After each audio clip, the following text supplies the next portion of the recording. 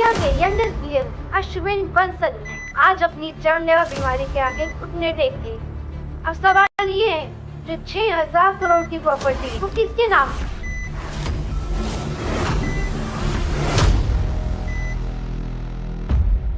ये देखो, पूरी दुनिया में इसकी मरने की खबरें छप रही हैं और ये यहाँ जीने की उम्मीद लिए बैठा है। जो उम्मीद नहीं छोड़ रहा है उसको दुनिया छोड़ने पे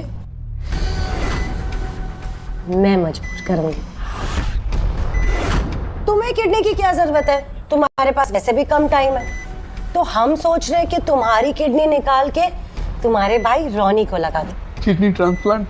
वैसे अब हमारा टाइम वेस्ट मत करो, इस पे और 6,000 करोड़ की प्रॉपर्टी पे साइन करो। अपनी सारी जायदाद अपनी माँ के नाम करो। आप ये कैसे कर सकते हो?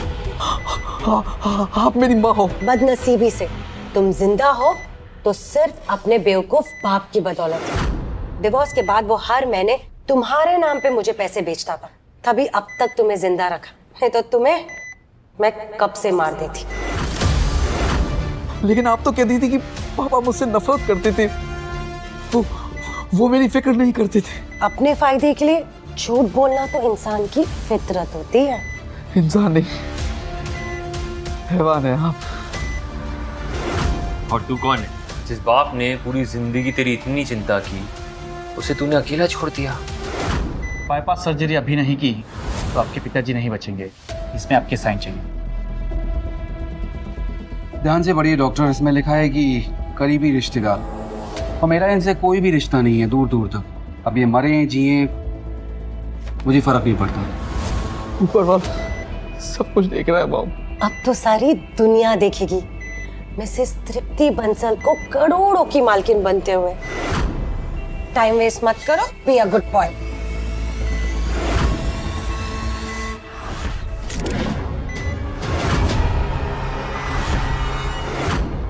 पापा, मैं आपकी माफी का हकदार तो नहीं हूँ। मैंने जिंदगी भर आपको सिर्फ दर्द और दुख दिए हैं, और अगर भगवान ने एक बार और मौका दिया आपका बेटा बनने का, तो सिर्फ आपका बेटा नहीं, आपका गुरूर बनकर आऊंगा।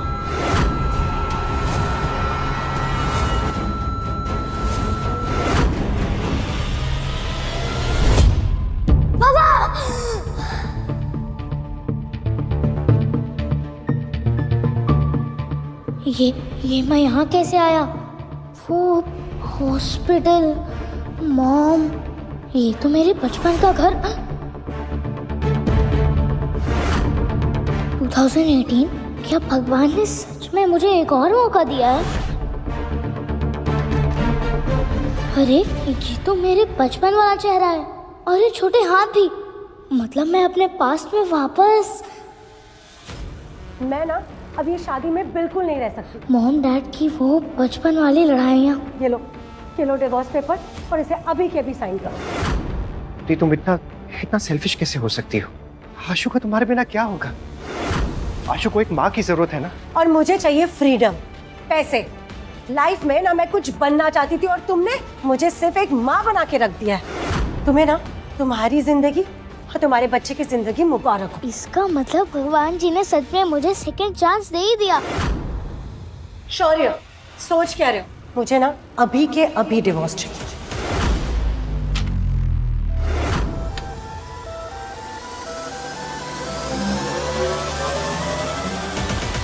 आशु, लो, हो गया डिवोर्स।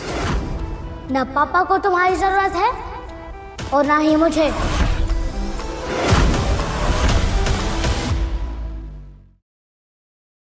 आशु, ये क्या किया तुमने? जबरदस्ती का प्यार जानलेवा होता है पापा। आशु, करण अंकल है ना, वो खानदानी रईस है। उनसे मैं जब शादी करूंगी ना, तो मेरे सारे शौक पूरे होंगे। कोई बात नहीं, जाओ, मैं अपने पापा के लिए नई वाइफ और मैं अपने लिए मम्मी नंबर 2 ढूंढ लूंगा, जो तुमसे लाख गुना सुंदर और अच्छी होगी। अब तुम दोनों पाप और बेटे सड़ो इस कूड़ेदान में।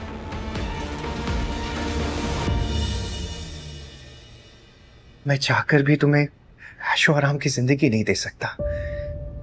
दुनिया में मुझसे बुरा कोई बाप ही नहीं होगा। बुरे लोग नहीं, बुरा वक्त होता है पापा, और वक्त को बदलते देर नहीं लगती। अगर तुम मेरा साथ दोगे तो हम दोनों मिलकर ना इस वक्त को भी बदल देंगे। बस हमेशा अपने पापा की हिम्मत बने रहना तुम।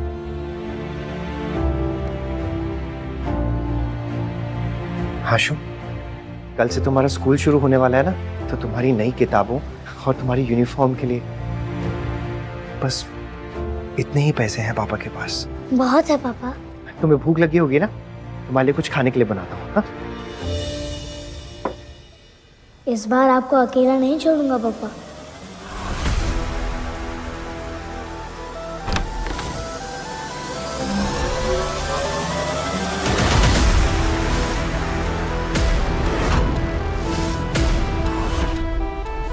अरे ये किसका बच्चा है? चाय वाला होगा। क्या छोड़ू, दो कड़क चाय लेके आ। कड़क चाय नहीं, कड़क नोटों का सौदा करने आया। बॉम्बे स्टॉक एक्सचेंज करेगा मेरे पापा का नसीब चेंज।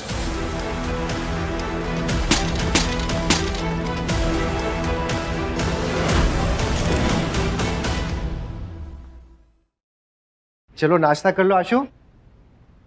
आशु, गुल्लक। इंस्पेक्टर साहब, पैसे गए तो गए, पर मेरे बेटे को कुछ नहीं होना चाहिए। एक बस वही है मेरा जीने का सहारा।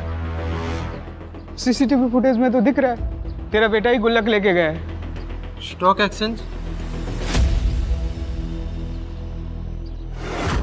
आशु, तुम क्या करने वाले हो? पैसे कम थे, पर इस मित्तल गोल्ड स्टॉक से मैं 50 गुना पैसे बना लूंगा। पापा की तकदीर बदलने के लिए यहीं से शुरुआत करना ठीक होगा।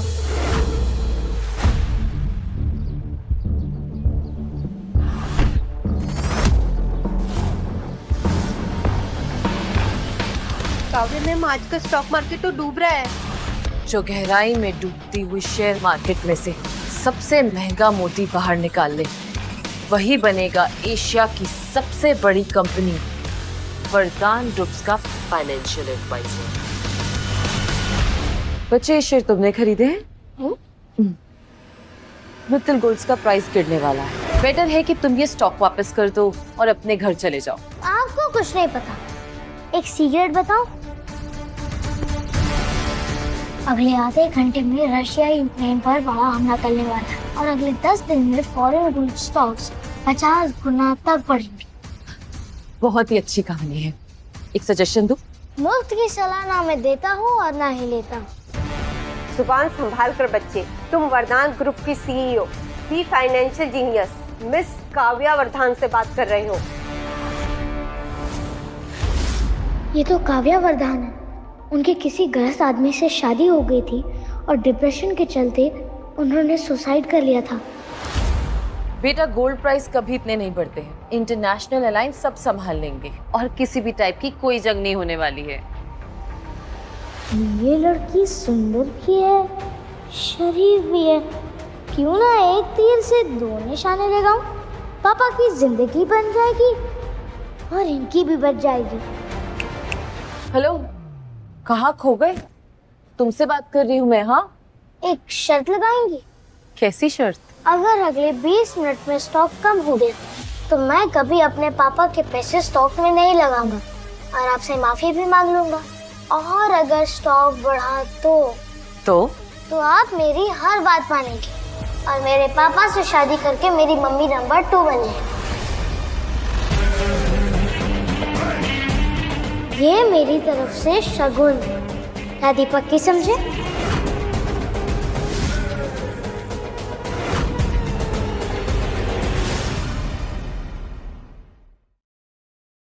मुझे तुम्हारी शर्त मंजूर है, मगर हाँ, अगर तुम हार गए तो तुम अपने पापा के पैसे कभी वेस्ट नहीं करोगे और यहाँ से सीधा घर चले जाओगे।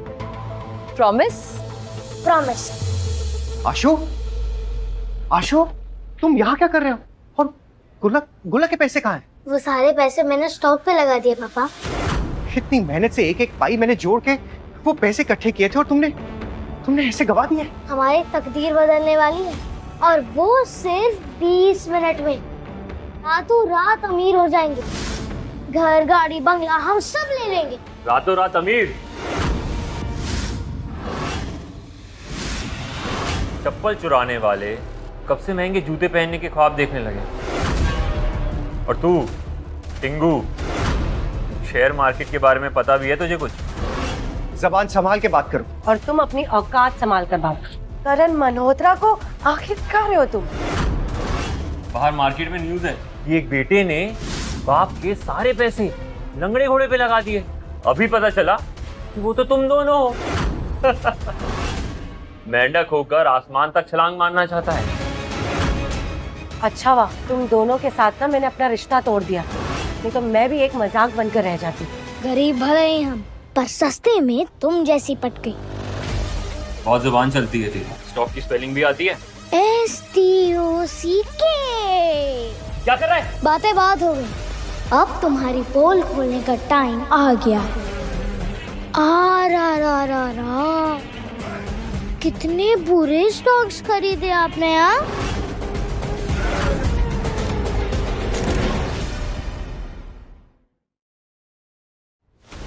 सुने टिंगू, सिर्फ पैसे लगाना शेयर मार्केट नहीं है। घोड़े पे दाव लगाने से ज्यादा इंपॉर्टेंट है उस खेल की समझ होना।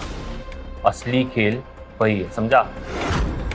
और वो देख, तेरा स्टॉक तो नीचे ही गिरता जा रहा है। और वैसे भी गंदी नाली के कीड़े ना समुंदर के रास्ते नहीं ढूंढते हैं, वो गली के गटर में ही रहते हैं। शौर्य, मेरी मानो ना तो तुम इसे किसी सिग्नल पे बैठा दो और तुम भी आजाद हो जाओ। बस 10 मिनट नहीं 5 मिनट और, फिर देखते हैं स्टॉक बढ़ेगा और तुम सब हमारे पैरों में गिर जाओगे। ऐसा तो ठीक है, एक शर्त लगाते हैं।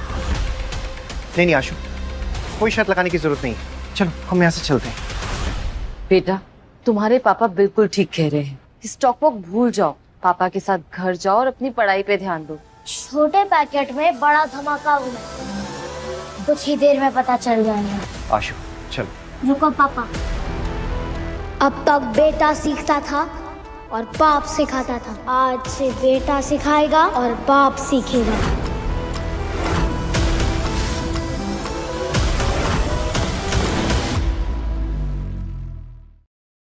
बस एक बार मुझ पर विश्वास कर लीजिए पापा। क्या आप लाइफ में एक बार नहीं जीतना चाहते? जीतने के लिए किस्मत चाहिए, लेकिन तुम्हारे कपड़ों की तरह तुम्हारी किस्मत भी फटी हुई है।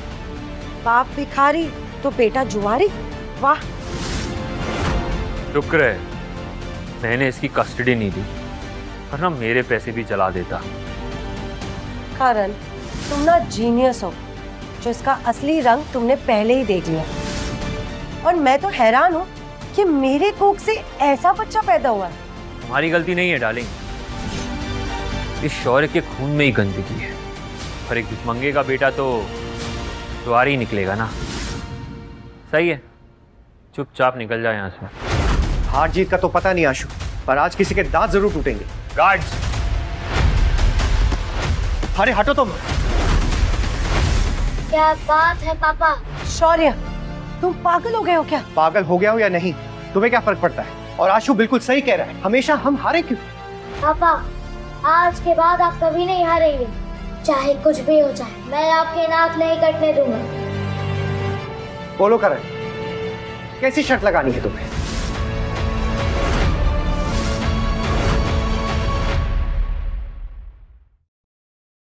अगर अपने आप को शर्मिंदा करना ही है तो कर लो। 15 मिनट में अगर ये स्टॉक ऊपर नहीं आया तो तुम दोनों जिंदगी भर मेरे नौकर बन के रहोगे। लेकिन आशु बच्चा है, इसमें उसे घसीटने की जरूरत नहीं है तुम्हें।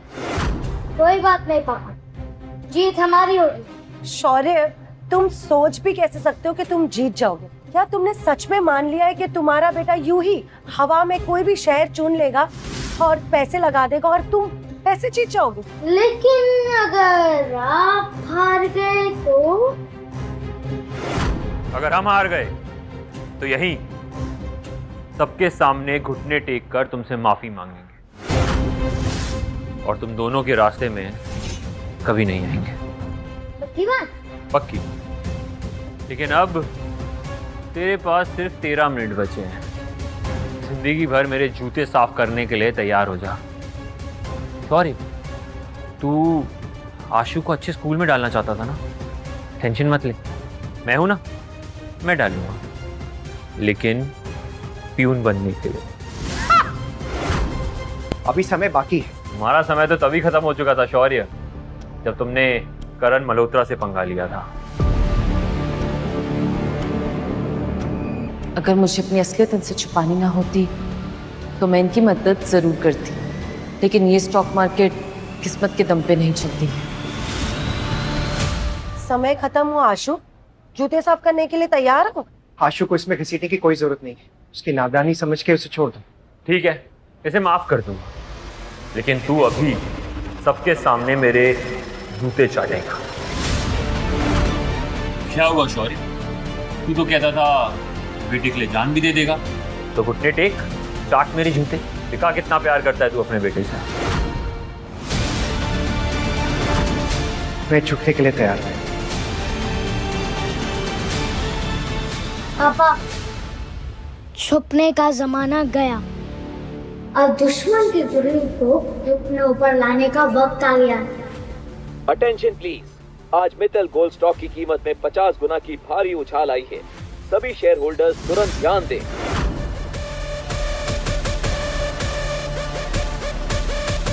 ये अचानक स्टॉक ऊपर कैसे जा रहा है? इम्पॉसिबल। पापा, आज से आपको किसी के सामने झुकने की जरूरत नहीं है।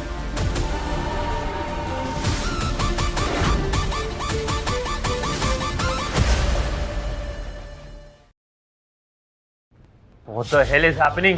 ये अचानक से स्टॉक ऊपर कैसे जाने लगा? क्या बढ़ गया है? हमारे हौसले का कद बढ़ गया है पापा।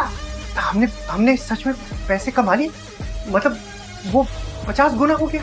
अपनी खुशी को रोक के रखिए पापा, क्योंकि अगले एक हफ्ते में ये 2.5 लाख 5 करोड़ तक जाएंगे। 5 करोड़? लेकिन ये कैसे पॉसिबल है? रशिया और यूक्रेन के बीच वॉर शुरू हो गई है, इसलिए फॉरेन गोल्ड के प्राइसेस तेजी से ऊपर जा रहे हैं। I don't believe this. इन फकीरों के पास इतने पैसे।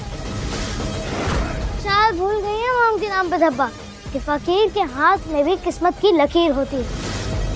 और आपके नए हस्बैंड घुटने टेकने के लिए तैयार है ना? ज्यादा मत उड़ बच्चे, उड़ते हुए परिंदों के पर काटने की आदत है मुझे। आप पर कौन भरोसा करेगा? प्रॉमिस तो पूरा नहीं किया आपने। लगता है तुझे तेरी औकात दिखानी पड़ेगी। गार्ड, इसकी टांगे तोड़ दो और समुंदर में फेंक दो। रुक जाओ।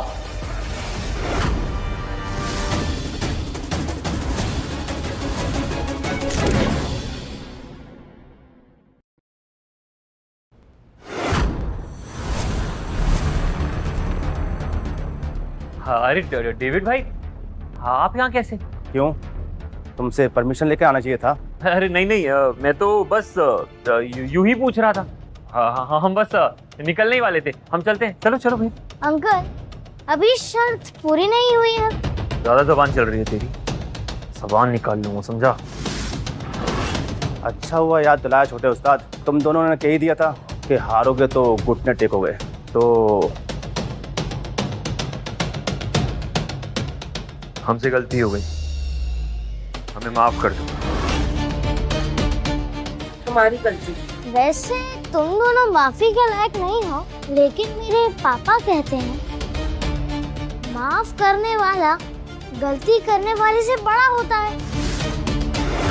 और आप सब तो मेरे और पापा के सामने इतने छोटे हो। तुझे एक दिन जरूर देख लूंगा टिंगू। चलो।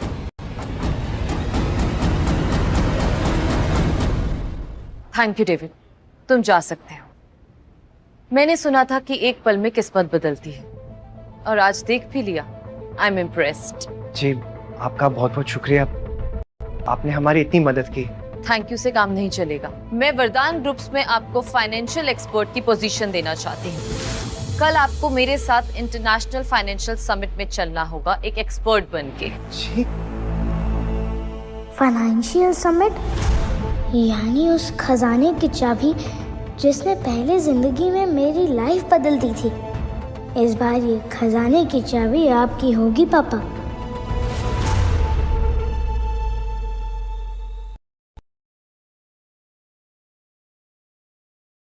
ये है मिस काव्या वर्धान, वर्धान ग्रुप की सीईओ। वर्धान ग्रुप? पापा, आप इन्हें सिर्फ काव्या बुला सकते हैं, वो भी पूरे हक से। क्या बात कर रहे हो तुम? अब माफ कीजिएगा, ये मजाक करने की आदत है इसकी। No issues. Ma'am, Rihaan Singhania जाने माने फाइनेंशियल एक्सपर्ट हैं और वो हमारे एडवाइजर बनने को भी तैयार है। हम सिंघानिया के साथ बिजनेस नहीं करेंगे। वो हमारा बिजनेस एंड एसेट्स हड़पना चाहते हैं। उनके साथ बिजनेस करना मतलब शेर के मुंह में हाथ डालना। Not possible. काव्या जी, मुझे ये फाइनेंशियल समिट इसके बारे में कुछ पता नहीं है। अब और इतनी बड़ी जिम्मेदारी तो मैं नहीं निभा पाऊंगा, please. Mister Shaurya, don't be humble. मैंने अभी देखा कि यहाँ पे क्या हुआ, इसलिए प्लीज आप ये सब बहाने मत कीजिए। आप शायद मुझे गलत समझ रही हैं, ये तो बस ऐसे ही तुक्के में बच्चे ने कर दिया। इतना सब कुछ एक छोटा सा बच्चा कैसे सोच सकता है?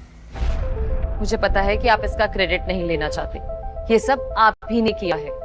कल जहाँ फाइनेंशियल समिट में सब लोग अपनी किस्मत के भरोसे बेट लगाएंगे, हम लोग अपनी सोच और एक्सपीरियंस के भरोसे बेट लगाएंगे।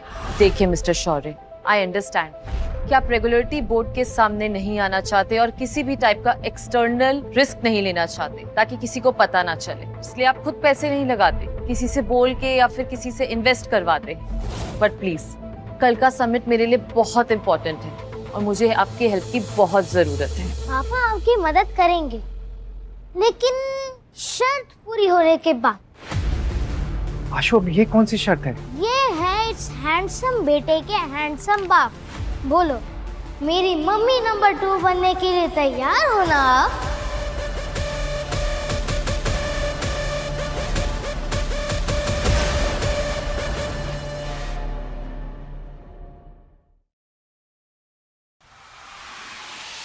करण, कहीं हम गलत तो नहीं है? और वो आशु जीनियस। मोंटी, तुम भी ना कभी कभी वो बदबूदार मोहल्ले के लोगों की जैसे बातें करती है। देश विदेश के जाने माने बिजनेसमैन पहुंचे मुंबई। उस फाइनेंशियल समिट के लिए जो तय करेगा वर्धन ग्रुप का भविष्य। उनके गिरते हुए शेयर्स को देखकर लग रहा है आने वाला कल उनके लिए कंगाली का संदेश ला सकता है। हम लावेंगे, हम सो लावेंगे। ये वरदांस का प्लान था। भाई, शौर्य और आशु वरदांस के साथ तो। अरे उन दोनों की ठेले लगाने की औकात नहीं है, वो क्या ज्वाइन करेंगे वरदांस को? ये सब एक गेम था, एक माहौल बनाना चाहते थे उन लोग। महसूस भिखारी शौर्य को डेविड, उनका हेड सिक्योरिटी गार्ड बनाने क्यों आया? करण, that's why I love you। तुम ना यहाँ पे सबसे ज्यादा समझदार। बहुत जल्दी तुम्हारा वो भिखारी एक्स हस्बैंड और उसका बेटा हमारे सामने नाक रगड़ते दिखेंगे, और ऐसा कि उनके लिए जमीन भी कम पड़ जाए। Let's go।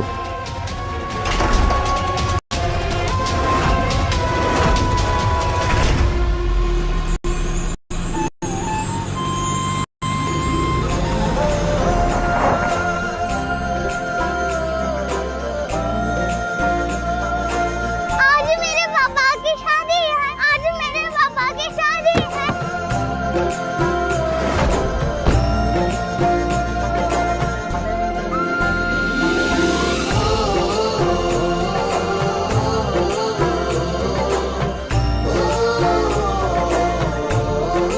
आज मेरे पापा की शादी है, आज मेरे पापा की शादी है। आज एक बेटा अपने बाप की शादी करा रहा है। जिसको सबने समझा छोटा पैकेट, वो आज बड़ा धमाका करने जा रहा है।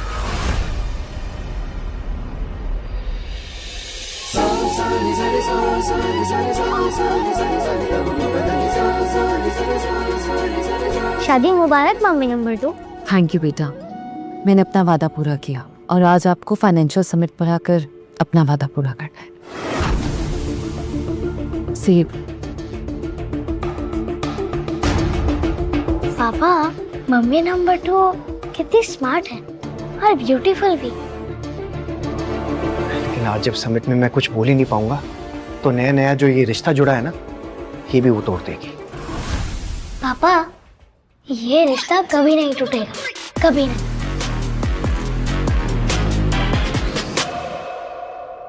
पापा, हाँ? रिक्शा से चलते हैं। क्यों आशु, तुम पापा की लॉटरी लगी है?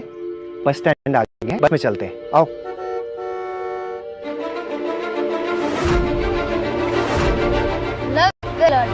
लगता है आज आपका राजयोग शुरू हुआ।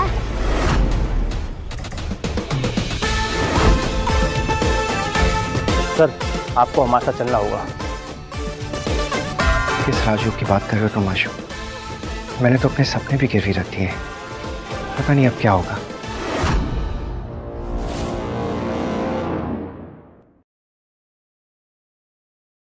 सर, गाड़ी में बैठिए ना। काव्या मैडम का ऑर्डर है, पहले शॉपिंग फिर फाइनल सबमिट।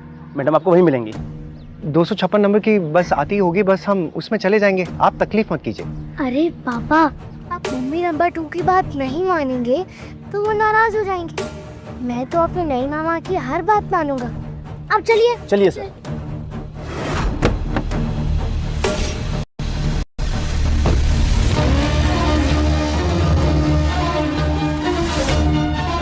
पापा, कैसी फीलिंग आ रही है? क्या पोस्टर निकला हीरो जैसी आ रही है ना? हीरो कब जीरो बन जाएगा ना, पता भी नहीं चलेगा। ये लोग यहाँ कहाँ से आ गए?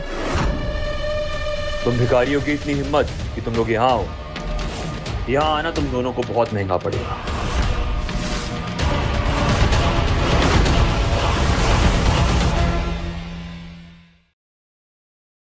आपको क्या लग रहा है मिस्टर मल्होत्रा, ये फाइनेंशियल समिट आपके बाप की जागीर है? शौर्य, जबान संभाल कर बात करो, वरना क्या मॉम के नाम पे धप्पा?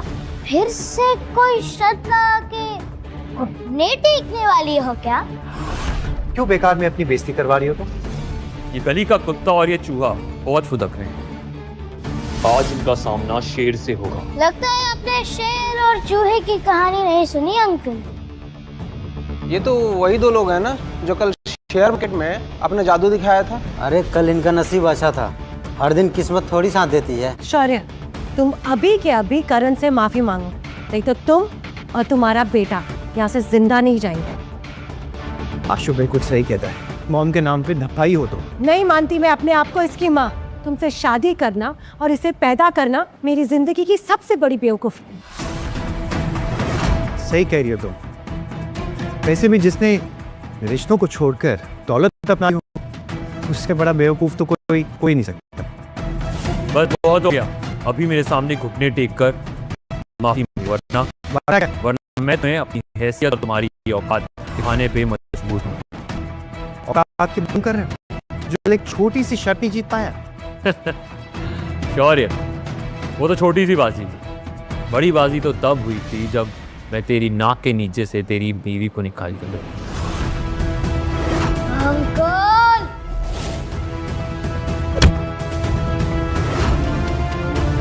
करण, तुम ठीक तो? मैं तुम्हें चैन से जीतना तो दूर, चैन से हारने भी नहीं दूंगा।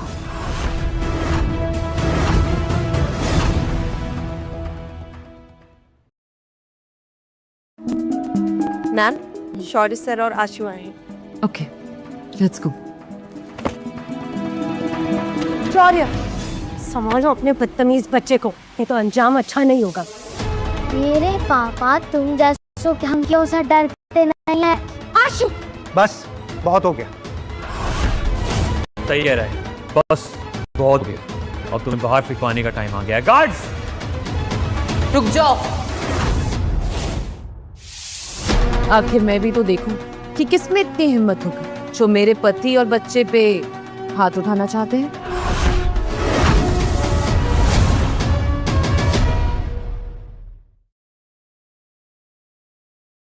अच्छा, और शौक है तुम्हें इस लावारिस बच्चे की माँ बनने का?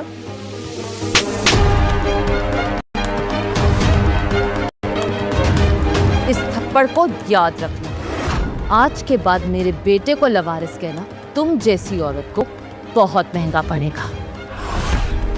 सिर्फ नाम की नंबर 2 हो, बाकी हर तरफ से नंबर 1। तुमने शौर्य से शादी कर ली, जिस आदमी को मैंने कचरे की तरह फेंक दिया था। मुझे बहुत ही तरस आता है तुम जैसी औरतों पे, जो शौर्य जैसे पति की इज्जत नहीं कर सकी। भूल गए तुम लोग किसके लिए काम करते हो? मारो इन्हें।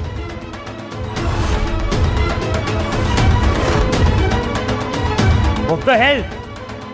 अब मैं समझी, तुमने शौर्य से शादी की क्योंकि तुम्हें लगा वो कोई स्टॉक गुरु है, बट तुम्हें ना बहुत जल्दी पता चल जाएगा कि ये आदमी एक अनपढ़ और गवार है और तुम पता नहीं कहाँ फंस गई हो।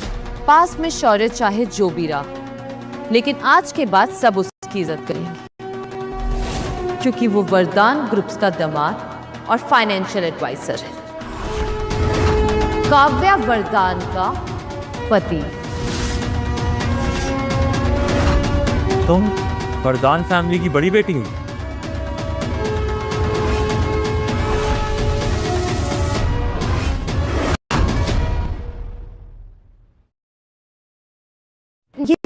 ये कैसे हो सकता है? एक राह चलते आदमी से काव्या वरदान ने शादी कर ली। देखो काव्य, मैं समझता हूँ तुमने इससे शादी कर ली। पैरों की जूती को सर पे रखने से वो सर का ताज नहीं बन जाता। फिलहाल अपने सर को तो तुम्हें बचाना चाहिए जूतों से, क्योंकि जिसकी बैलेंस शीट खुद ही लाल है वो शेयर होल्डर्स को प्रॉफिट बनाना क्या सिखाएगी? Whatever। लेकिन काव्या, मैं तुम्हारे शेयर होल्डर्स को बता दूंगा कि तुमने इस राह चलते आदमी को अपना फाइनेंशियल एडवाइजर बना दिया है। फिर देखता हूँ कितना भरोसा करेंगे वो तुम। अगली बार से सोच समझ के बात करना कि तुम्हारे सामने कौन खड़ा है। और जहां तक बात रही मेरे शेयर होल्डर्स की, तो वो तुम जैसे आदमी की बातों से बहकने वाले नहीं हैं। अब नवेंगे, बहुत भरोसा है ना तुम्हें इस पे, तो ठीक है। आज एक स्टोन ऑक्शन है, देखते हैं वहां ये 2 कौड़ी का आदमी मुझसे जीता है कि नहीं। आशु, स्टोन ऑक्शन? मुझे तो पत्थरों के बारे में कुछ पता ही नहीं है। पापा कोई बात नहीं, बस ये समझिए कि एक बड़ा वाला पत्थर दुश्मन के दिमाग पे पड़ा है, और चाहे खेल कुछ भी हो, जीत सिर्फ हमारी होगी। पक्का? तो फिर ठीक है, मिलते हैं ऑक्शन में। अब होगी पार्टी शुरू। इस ऑक्शन में सिर्फ पत्थरों की नहीं, इज्जत की भी बोली लगी।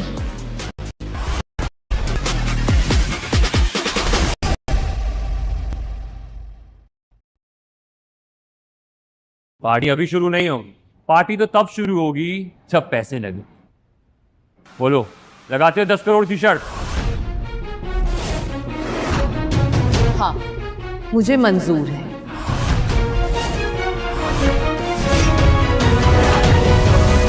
Namaste, ladies and gentlemen. We are going to present you the rarest treasure of this decade.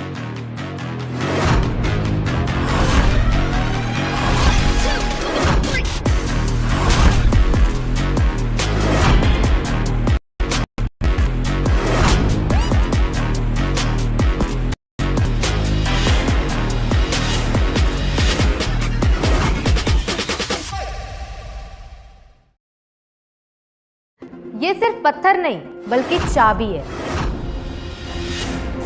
तकदीर की चाबी। जो भी बोली जीतेगा उसे उसके पत्थर को हमारे इस एंशिएंट ज्वेल कटिंग टूल से उसके पत्थर को कट करने का मौका मिलेगा। हमारे साथ एक जेमस्टोन एक्सपर्ट है जो आपको आपके पत्थर की कीमत बताएंगे। मुझे तो बहुत डर लग रहा है मैम। शौर्य सर की समझ में कुछ आएगा? उन्हें पत्थरों की पहचान है भी। शौर्य को पत्थर की पहचान हो या ना हो, मगर मुझे हीरे की पहचान जरूर है। मैंने यहाँ आने से पहले एक इनसाइडर से पता लगाया था, पहले दूसरे तीसरे पत्थर में खास टाइप के जेमस्टोन्स हैं। जो भी उन्हें खरीदेगा वो जीत जाएगा, मगर जो भी तीसरा पत्थर खरीदेगा वो बर्बाद हो जाएगा, क्योंकि उस पे जेमस्टोन का निकलना बहुत मुश्किल है। पापा डरो मत, बस एक्टिंग करो कॉन्फिडेंट रहने की। तो शुरू करते हैं इस सदी का सबसे बड़ा जेमस्टोन ऑक्शन। पत्थर नंबर 1 के लिए बिडिंग स्टार्ट होती है।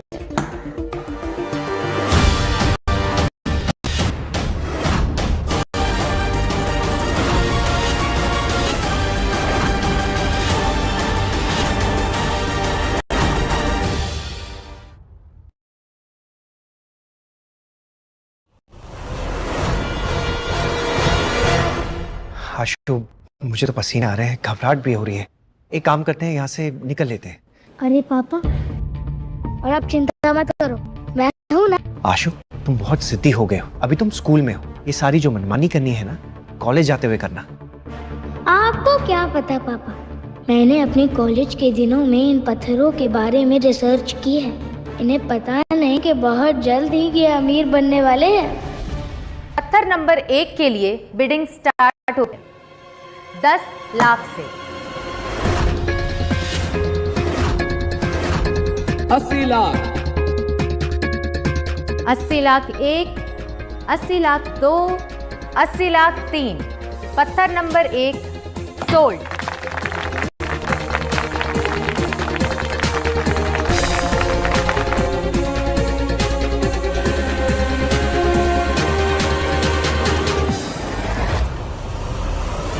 ऐसे चल के कोई भी आ गया ऑक्शन में, इन्हें तो जेम्स स्टोन की समझ भी नहीं। आशु, तो कौन सा हम सालों से पत्थर तोड़ रहे हैं? मेरी मानो, अभी भी टाइम है, यहाँ से निकल लेते हैं। लगता है शौर्य को पत्थर नंबर 1 की समझ थी, इसलिए उसने इस पे पैसे बर्बाद नहीं करे। लगता है कि वो सीधा बड़ा दाव खेलना चाहते हैं। अब आता है पत्थर नंबर 2। बिडिंग शुरू होती है 50 लाख से। पापा, ये पत्थर सही, हम यही वाला पत्थर चुनेंगे। नहीं नहीं आशु, बहुत रिस्की है। शौर्य बोली क्यों नहीं लगा रहे हैं? वो डर तो नहीं गए? मैम, करण ने हाथ उठाया। 1 करोड़ 20 लाख।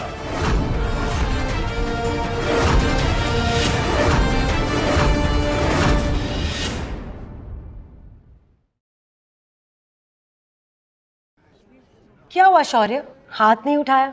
ओह, मैं ना बिल्कुल भूल गई। तुम जैसे सड़क छाप आदमी को पत्थर की कहां से पहचानोगे? वैसे तेरी दूसरी बीवी के पास 10 करोड़ चुकाने के लिए है ना, शर्त हारने के बाद। मैंने कहा था ना मैडम, शौर्य सर आज नैया डुबा के रहेंगे। नहीं, ऐसा बिल्कुल भी नहीं है। मोर उसी बादल के सामने नाचता है जो बरसने वाला है। मैं देख रही हूँ कि शौर्य की आंखें तीसरे नंबर पत्थर पे गड़ी हुई हैं। कॉन्ग्रेचुलेशंस, पत्थर नंबर 2 आपका हुआ। इसे कट करके चेक करा लीजिए। रुको, सारे पत्थर लास्ट में एक साथ कट होंगे। इसे बताता हूँ कि आखिर मैं चीज क्या हूँ। पत्थर नंबर 3 के लिए बिडिंग स्टार्ट होती है 1 करोड़ से। पापा, ये वाला पत्थर नहीं लेते, ये हमारे लिए गोल्डन चांस है। नहीं आशु, ये बहुत खतरनाक खेल है, मुझे नहीं खेलना है। 2 करोड़। लगता है करण को जेम्स में नहीं, शौर्य को नीचा दिखाने में इंटरेस्ट है। Stupid man. क्या हुआ शौर्य, कहीं आते समय रास्ते में जुबान तो नहीं गिर गई? बहुत देर से चुप बैठा है। करण, हमारी जीती हुई दौलत देख के ना उसकी आंखें भी गिर जाएंगी। और वैसे शौर्य, इतने दुखी मत लगो, क्योंकि अभी पार्टी तो शुरू होगी। करण मल्होत्रा साहब की बोली 2 करोड़, 2 करोड़ 1, 2 करोड़ 2।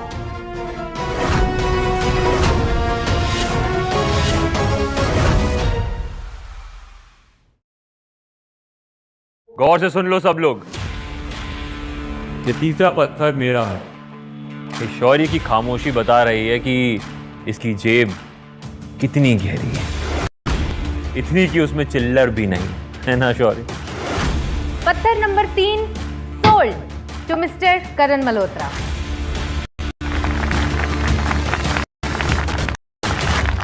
अब ये तो होना ही था, जब शेर दहाड़ता है ना तो भौंकते कुत्तों को चुप होना ही पड़ता है ना। I'm just loving it। इन दोनों का चेहरा देख के ना मेरी जीत की खुशी दुगनी हो गई। शायद आपकी आंखों को चश्मे की जरूरत है अंकल। ये अभी भी एक पत्थर बाकी है। सुन रहे, ये जो चौथा पत्थर है ना, वो किसी काम का नहीं है। इस धरती पे बोझ है, बिल्कुल तेरी बाप की तरह।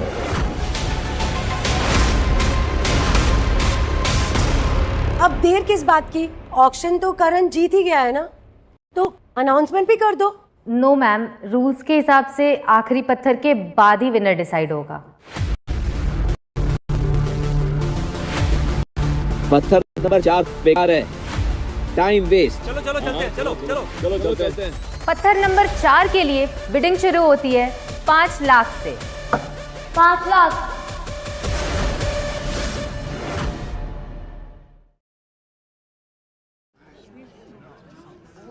शौर्य ये वाला पत्थर क्यों ले रहा है? आशु, ये क्या बेवकूफी है? ऑलरेडी करण को 10 करोड़ रुपए देने हैं और ऊपर से तुम ये सब कर रहे हो। अरे पापा, बेकार में गरीब बन रहे हैं, हमेशा देने की बात करते रहते हैं। ये तो अमीरों की निशानी है। अभी ये सब मत सोचिए, बस थोड़ा सा भरोसा रखिए मिस्टर। तो आखिर बाप बेटे ने अपना मजाक उड़ाने के लिए सारी तैयारी कर ही ली। हो मॉम के नाम पे धब्बा। मजा तो तब आता जब आप लोग भी बोले लगाते, लेकिन लगता है आप दोनों में हिम्मत नहीं है। ये जो पत्थर है ना, ये बिल्कुल यूजलेस है। इसका मतलब है मैं ऑलरेडी जीत चुका हूँ, समझा? 5 लाख 1, 5 लाख 2, 5 लाख 3। पत्थर नंबर 4 सोल्ड शौर्य बंसल के नाम।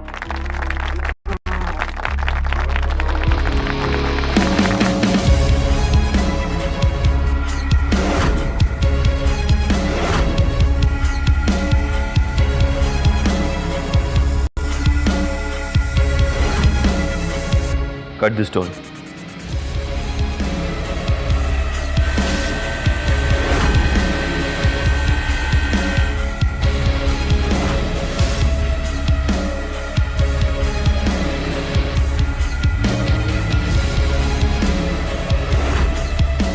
इसे भी काटो।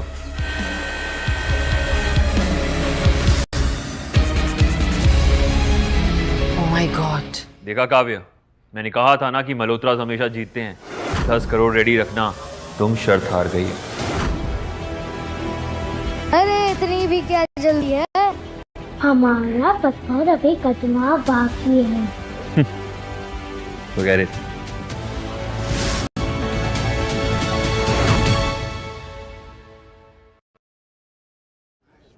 पापा, हीरो की तरह आपका भी चमकने का टाइम आ गया। चाहिए स्टेज पर, चाहिए। वरदान इंडस्ट्रीज के फाइनेंशियल एडवाइजर के लिए जोरदार ताली। और उनकी इज्जत के पकोड़े तलने के लिए जोरदार गालियां। मम्मी नंबर 2, हमें जीतेंगे। पापा पर भरोसा रखो। मैं जानती हूँ बेटा, वैसे तो मैं इतनी जल्दी पे भरोसा करती नहीं हूँ, और अगर भरोसा कर लूँ तो जिंदगी भर वो भरोसा अटूट रहता है।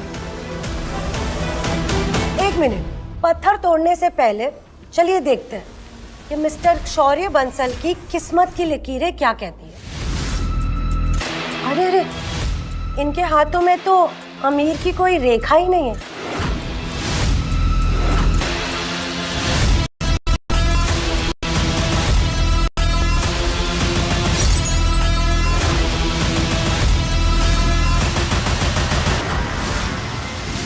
लकीर अगर नहीं है तो मैं खुद बनाऊंगा, और अगर मेरी किस्मत में अमीर बनना नहीं लिखा है तो मैं किस्मत को ही मिटाकर अपनी किस्मत नहीं लिखूंगा।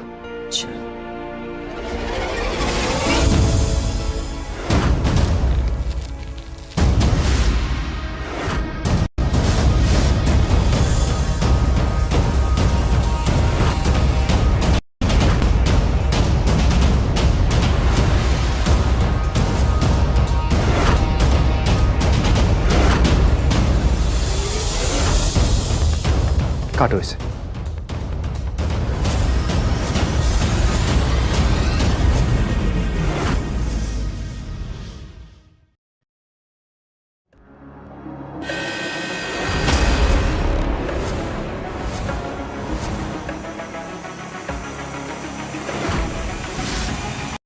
लेडीज एंड जेंटलमैन, कहानी में ट्विस्ट है जिसकी किसी ने उम्मीद भी नहीं की थी। और एक और खास बात, ये कोई ऐसा वैसा जेमस्टोन नहीं, दुनिया में सबसे कम पाया जाने वाला टैंजनाइट है। ऐसे स्टोन्स हजारों सालों में एक बार पाए जाते हैं और इनमें से एक एक की कीमत कम से कम करोड़ों की होगी।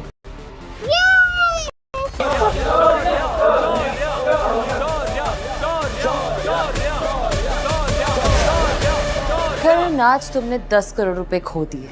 और अपनी 2 पैसे की इज्जत भी। How sad.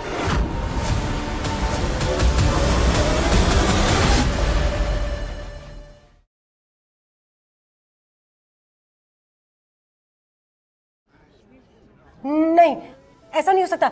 ये सब नकली है। दोबारा चेक करो। शौर्या जी मान गए आपकी नजर को। सही पहचाना आपने, असली वैल्यू वहीं और में थी। नजर अच्छी है, तभी तो इन्होंने नंबर 2 को चुना है।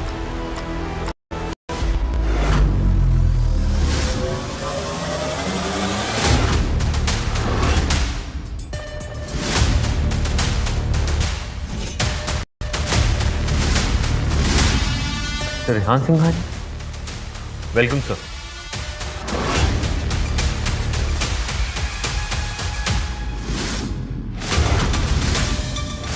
करण किसी और के सामने झुक गया।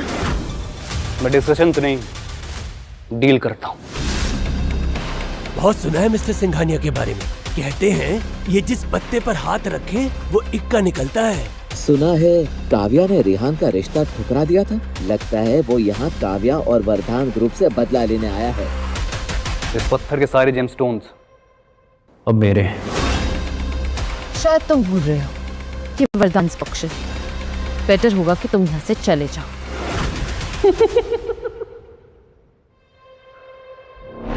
मैं निकल जाऊं?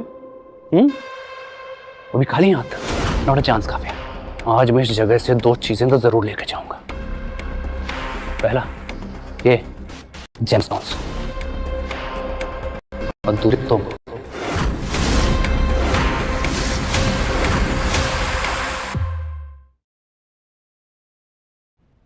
ये जेमस्टोन तुम्हारे नहीं, मेरे पापा के हैं। वो हमने जीते हैं। बेटा सब कुछ ऑक्शन नहीं होता।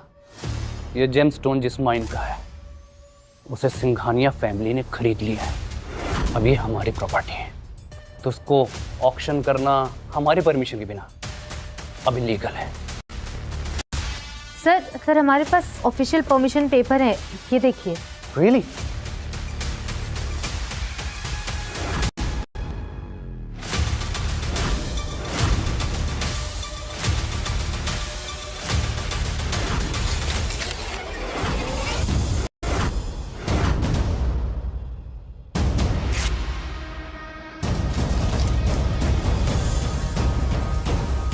थोड़ा आया मुझसे 10 करोड़ लेने वाला। अभी जो टेंजनाइट है ना, ये भी हाथ नहीं आएगा तेरे।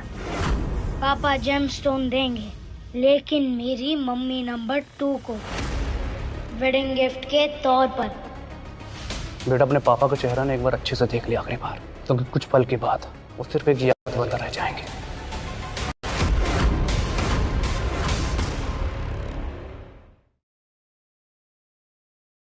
ये टैंजराइट मेरे पापा और मम्मी नंबर 2 को।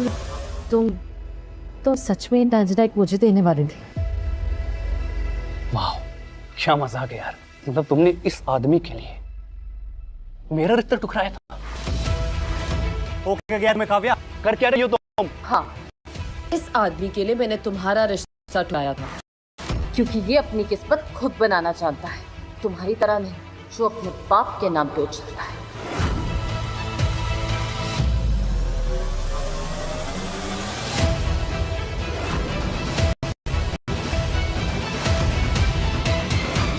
काव्या, इन्हें वो टाजनाइट जो भी है वो दे दो ना, ताकि ये मामला यहीं का यहीं खत्म हो जाएगा। नहीं शौर्य, वो गिफ्ट मेरे पति ने मुझे पहली बार दिया है, और उस गिफ्ट के लिए मैं पूरी दुनिया से लड़ सकती हूँ।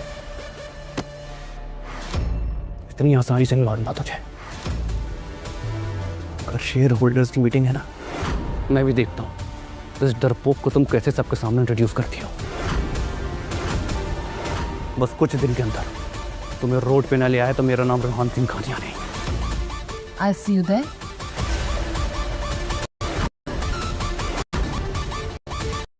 See you soon, शौर्य।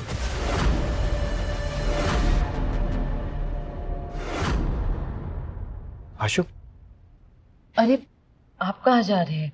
मैं आपको छोड़ देती हूँ। अरे नहीं नहीं, हम लोग चले जाएंगे। अरे मम्मी नंबर 2, मुझे तो बहुत डर लग रहा है। अगर वो अंकल आ गए तो क्या हम आज रात आपके घर रुक सकते हैं प्लीज? हाँ बेटा, बिल्कुल।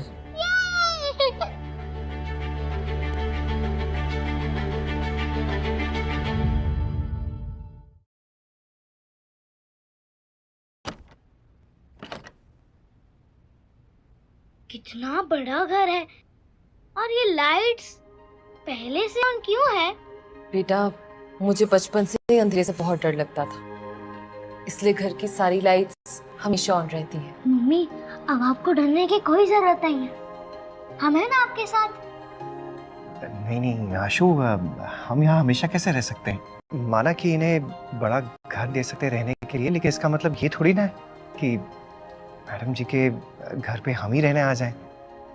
मुझे आप दोनों के यहाँ रहने से कोई प्रॉब्लम नहीं है, और हाँ, अब हम दोनों की शादी हो गई है तो प्लीज आप मैडम जी कहना बंद करेंगे। अच्छा, मैं फ्रेश होके आती हूँ, आप लोग थोड़ा कंफर्टेबल हो जाइए। आओ बैठते हैं। अरे पापा, आप ही नहीं समझते, मम्मी नंबर 2 सिग्नल दे रही है, मुझे कुछ करना पड़ेगा।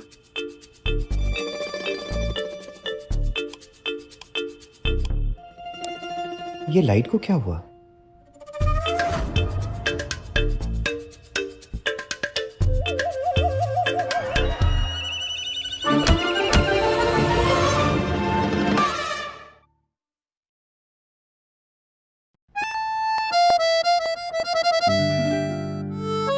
आई एम सो सॉरी, गलती से हो गया। सुखी, लेकिन आप लोग ऐसा कर क्या रहे थे जो कि इन्हें चोट लग गई?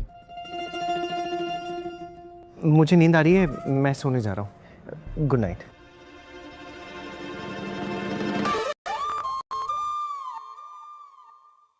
Good morning mummy number 2। Good morning. Poha, upma, आलू के पराठे सब पापा ने बनाए हैं आपके लिए।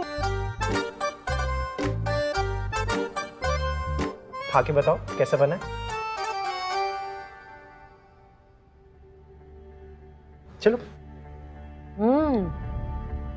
आप फाइनेंस में क्या कर रहे हैं? आपको तो शेफ होना चाहिए। This is so good. वैसे इस पोहे को खा के मुझे मेरी मॉम की याद आ गई। So good.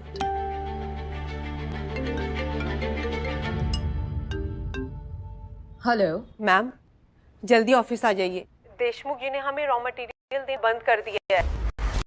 सारे कस्टमर्स हमारा प्रोडक्ट लेने से मना कर रहे हैं, जिसकी वजह से हमारे स्टॉक की वैल्यू गिर रही है। What? खबर मिली है कि सिंघानिया ग्रुप और देशमुख ग्रुप के बीच में एक सीक्रेट डील हुई है। वो अपना प्रोडक्ट मार्केट में से आधे दाम में बेच रहे हैं। सारे कस्टमर्स उनकी तरफ जा रहे हैं। मैम, आप तुरंत ऑफिस आ जाइए। या, आई एम कमिंग। मैं आ रही हूँ। मुझे कुछ जरूरी काम है, मैं आती हूँ। आई सी यू गाइस। आशु, मैं रेहान सिंघानिया से जाके माफी मांग लेता हूँ। ये उसी ने किया होगा। जरूर ड्रोन ऑप्शन का ना बदला ले रहा है वो हमसे। पापा, अगर आप वहाँ गए तो वो सब आपकी पिटाई करेंगे। अगर आपको मम्मी नंबर 2 की मदद करनी है तो मेरे पास एक आइडिया है। कैसा आइडिया?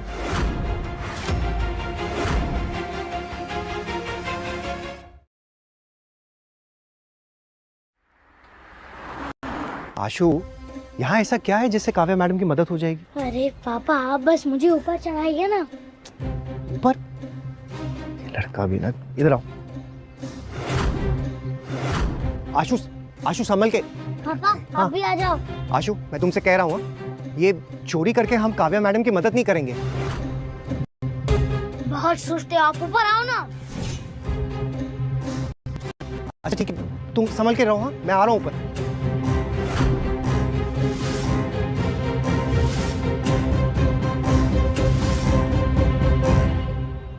आशु, हम लोग यहाँ पे क्या ढूंढ रहे हैं?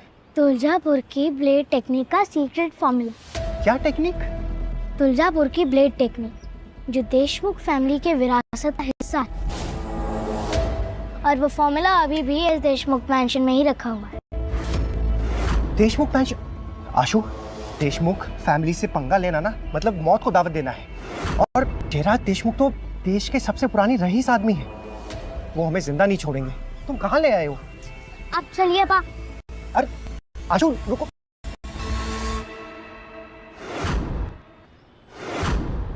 रुको, चलो अंदर।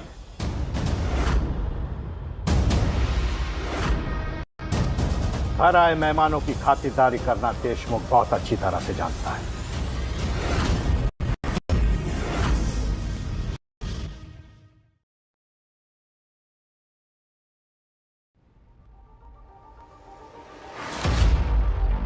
गलत घर में चोरी की, वो भी एक बच्चे के साथ मिलके। शर्म नहीं आती तुम्हें?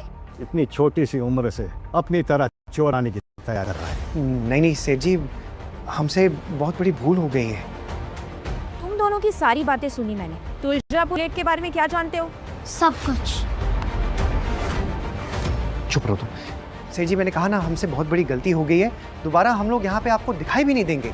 आप प्लीज हमें जाने दीजिए। जयराज के दरबार में वफादारी का इनाम और धोखे की सजा जरूर मिलती है। सेठ जी, मेरा बेटा मेरे साथ है। इसे हमारी नादानी समझकर आप जाने दीजिए प्लीज। दादू, आप कहें तो पुलिस को फोन करूं? नहीं, फैसला और सजा दोनों जयराज खुद देगा। इनकी हड्डियां तोड़ के हमारे के कुत्तों के सामने फेंक दो।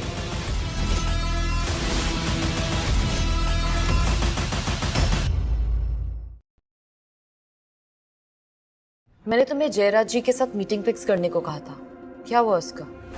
कोशिश कर रहे हैं मैम, लेकिन वहां से कोई जवाब नहीं मिल रहा है। उनकी तरफ से कभी इतना लेट रिप्लाई नहीं आया। स्ट्रेंज। सेठ जी मैं आपके सामने हाथ जोड़ता हूँ, प्लीज हमें जाने दीजिए। जाओगे तो तुम जरूर, लेकिन 4 कंधों पर। आशु, इस बार सच में ना हम लोग बहुत गंदा फंस गए। ये लोग कुछ नहीं बिगड़ पाएंगे। तुम जानते नहीं, ये बहुत खतरनाक लोग हैं। सेठ जयराज देशमुख, तुलजापुर के अटूट धातु का फॉर्मूला ना आपके हाथ लगा है। जितनी करनी है कर लो, लेकिन मैं ही जानता हूँ वो राज की। अभी भी मारना चाहते हैं हमें? अरे रुको,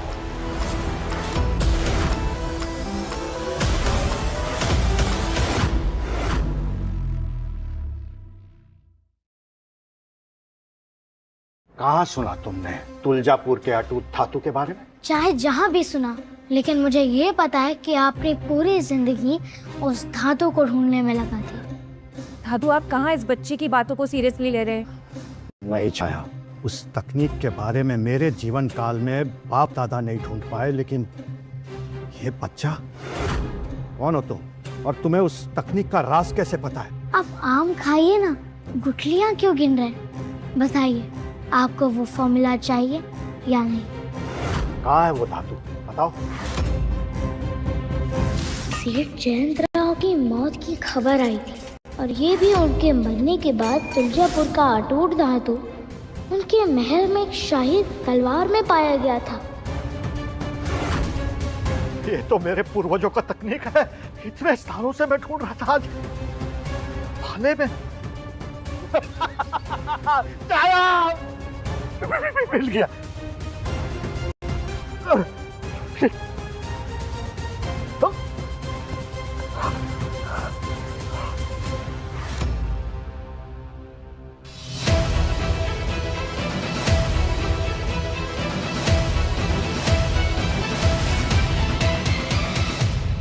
मैं आपको वो धातु दे सकता हूँ दादू, लेकिन आपको हमारा एक काम करना होगा। बताओ, 2 धातु मुझे। दादू, ये टाइम वेस्ट कर रहा है और कुछ नहीं। नहीं छाया, अगर देशमुख परिवार की विरासत वापस लाने में 1% भी चांस है ना, तो मैं चांस इस बच्चे को देना चाहूंगा।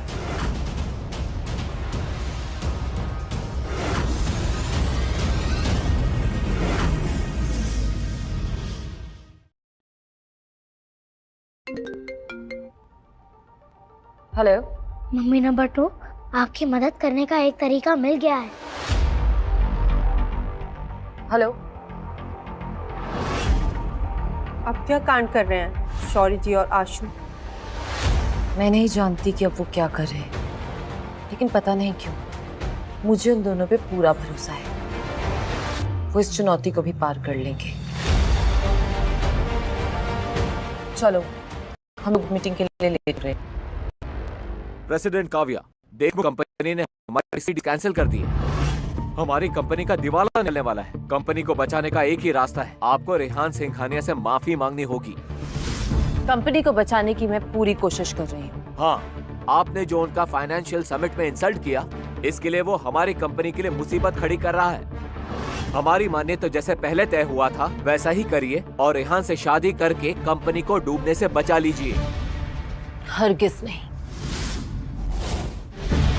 सिंघानिया और वरदान के बीच में ऐसी कोई डील नहीं हुई थी। ये रेहान की सिर्फ एक तरफा ख्वाहिश है जो कभी पूरी नहीं हो सकती।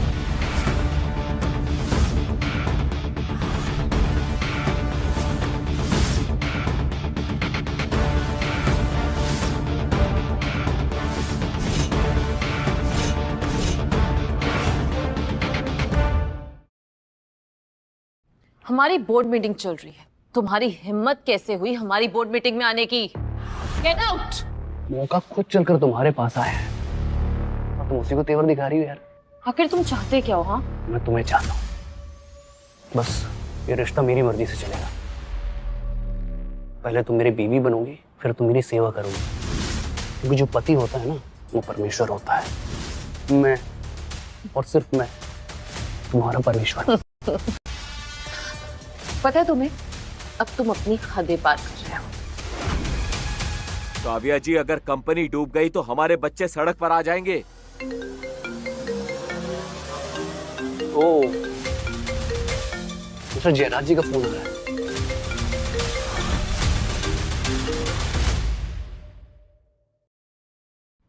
मैम, देशमुख जी तो हमारा फोन तक नहीं उठा रहे हैं और यहाँ वो रेहान को कॉल पे कॉल कर रहे हैं। हाँ जी सर, बोलिए। रेहान, तुम कहाँ हो? सर मैं वरदान के ऑफिस में बैठा हूँ। ठीक है, तुम वहीं रुको, मैं भी वहीं आ रहा हूँ। ऑर्डर के बारे में कुछ जरूरी बात करनी है तुमसे। Okay sir.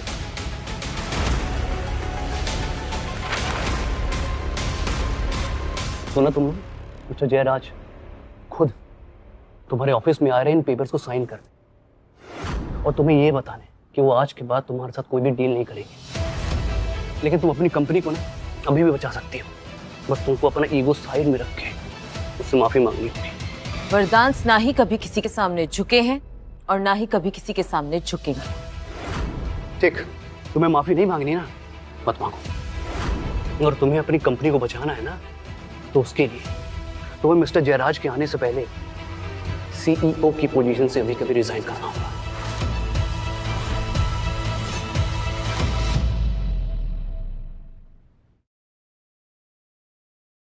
मुझे जैसा बचा ही क्या है, आप रिजाइन कर दीजिए और कंपनी से चली जाइए।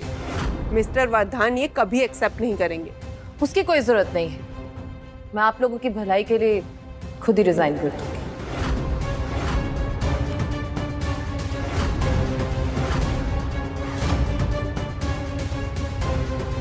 काव्या, रुक जाओ। पेपर साइन मत करना।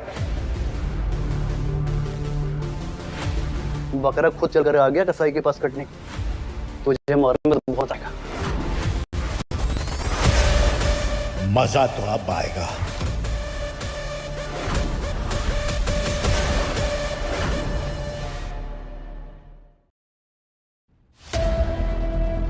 सर अच्छा किया आपने आप आ गए। काव्या के सामने आपसे डील साइन करने का सपना मेरा पूरा हो जाएगा। ये तुमसे डील करने नहीं आए हैं, ये मेरे और पापा के कहने पर आए हैं। बेटा मुंह बंद रख। ये सही कह रहा है। मैंने फैसला ले लिया है कि अब मैं रॉ मटेरियल वापस वरदान फैमिली को दूंगा, और वो भी डबल।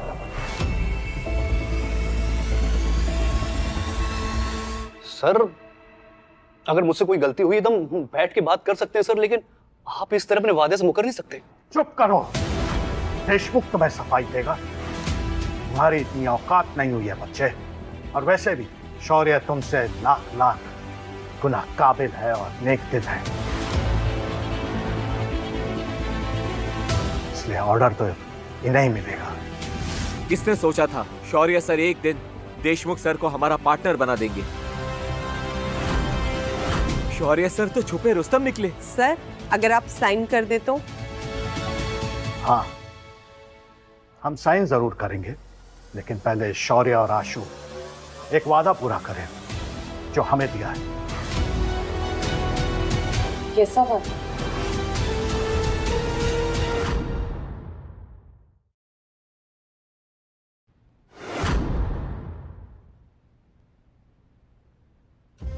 मैं आप सबको बता दूं कि मेरे दादू इस डील के लिए इसलिए रेडी हुए हैं क्योंकि इन दोनों ने वादा किया है कि वो हजारों साल से खोई हुई तुलजापुर की अटूट धातु को बनाने की सीक्रेट टेक्निक हमें ढूंढ कर देंगे।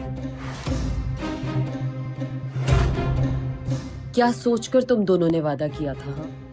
पुराने जमाने में तुलजापुर के लोहार समाज ने माँ देवी तुलजापुर की पूजा की, उसके बाद हथियार बनाने की कला सीखी और फिर वो तकनीक कला उन्होंने दुनिया से छुपा दी। और जब से मैंने होश संभाला है, मैंने अपना पूरा जीवन उस गुप्त विद्या को ढूंढने में निकाल दिया।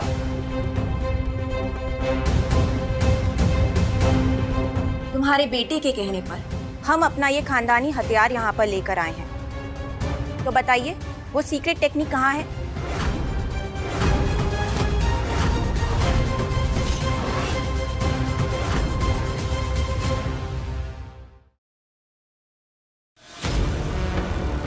आशु, ये कोई मजाक नहीं है।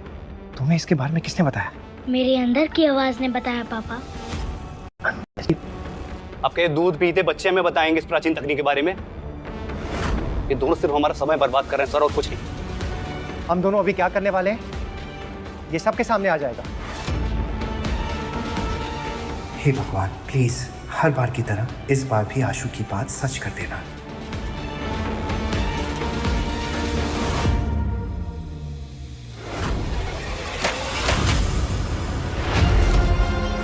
ये क्या किया तुमने? मैं तुम्हें जिंदा नहीं छोड़ूंगा।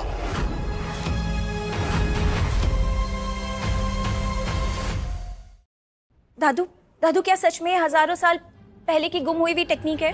हाँ छाया, ये झूठी हो ही नहीं सकती। हम इस तकनीक को दुनिया भर में ढूंढते रहे, बस एक जगह भूल गए, हमारा ये पुश्तैनी भाला। अब इस टेक्निक से देशमुख परिवार का सॉलिड कमबैक होगा, या तो तलवार की धार से या तो जुबान की मार से। ये सब कैसे हो सकता है? पिछली जिंदगी में मिस्टर देशमुख ने अपनी सारी उम्र अपनी दौलत गंवा दी थी सिर्फ तुलजापुर की खोई हुई प्राचीन तकनीक को ढूंढने में। आज तुमने देशमुख पे बहुत बड़ा उपकार किया है। नहीं नहीं सेठ जी, हमने तो बस आपकी अमानत आपको वापस लौटाई है। ये शौर्य सच में छुपा हुआ हीरा है और कितना अच्छा इंसान भी। ये सब जरूर इसकी कोई चाल है। मैं नहीं मानता कि एक राह चलते लफंगे ने इतने प्राचीन खजाने का पता ढूंढ निकाला। ये भाला नकली है, इसने चेंज किया इसको। क्या?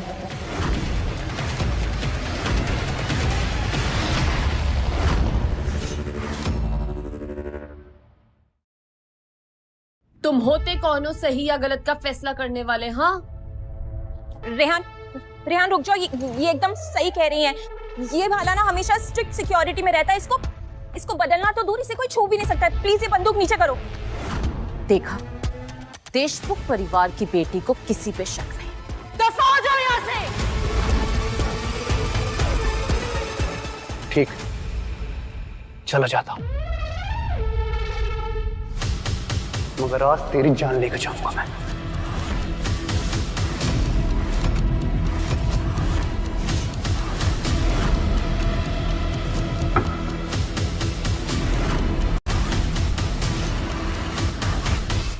ठीक, आज तो बच गया शौर्य। तेरा दिन था, मगर मेरी बात आज ध्यान से सुन ले। आज के बाद तुझे बर्बाद करना मेरा गुस्सा नहीं है, मेरी जिद है। और रेहान की जिद हमेशा खून से लिखी जाती है। Get out.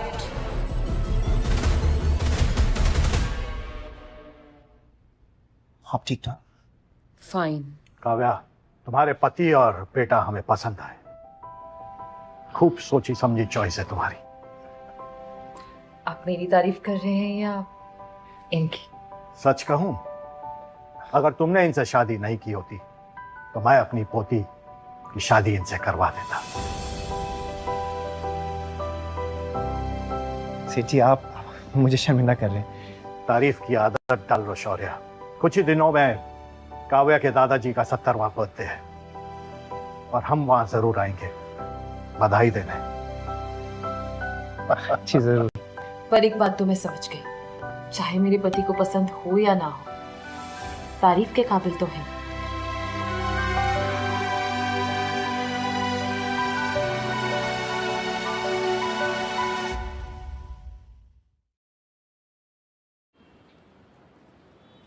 आशु, तुम्हारे दादू के लिए ना हम गिफ्ट एंटीक स्ट्रीट से ही खरीद कर देंगे। यहाँ ढूंढे तो खजाना भी मिल जाए। मैंने इस पे बहुत रिसर्च की है। मुझे तो ये समझ में नहीं आता है कि मैं तुम्हारा बाप हूँ कि तुम मेरे बाप हो। बेटा ही हूँ पापा, वो बेटा जो अपनी गलतियों को सुधारने के लिए वापस आया था। काश आपको पता होता कि यही वो स्ट्रीट है जहाँ से आपके बेटे ने एंटीक किक बनने का सफर शुरू किया था।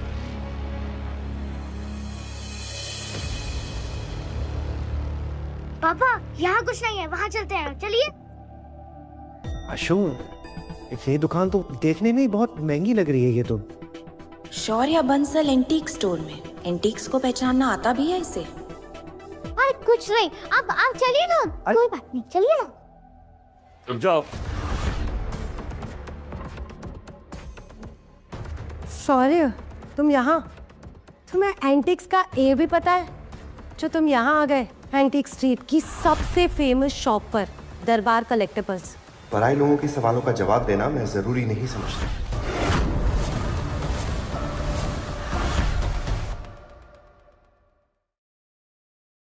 अब पराया बना ही दिया है तो तुम्हारा तमाशा बनाने में भी ना मुझे कोई अफसोस नहीं होगा। किस बात का तमाशा बनाओगी तुम धुपती?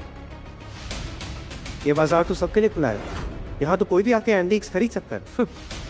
शौर्य, मैं तुम्हें बहुत अच्छे से जानती हूँ, तुम्हारी अकल भी और तुम्हारी औकात भी, और दोनों ही एंटिक्स के तो बिल्कुल लायक नहीं। और तुम्हें पता, तुम अपने हद से बाहर जा रहे हो। क्या ये औरत शौर्य की पहली बीवी है? ये पता है कि बात की मॉम के नाम पे थप्पा। जब अकल ठिकाने नहीं थी तो तुम्हें चुना, और अब मेरे पापा समझदार हो गए हैं तो तुम्हें छोड़कर मम्मी नंबर 2 को चुना, जो वर्ल्ड की बेस्ट मम्मी है। तेरी तो आशु, चलो ऐसे आ जाओ।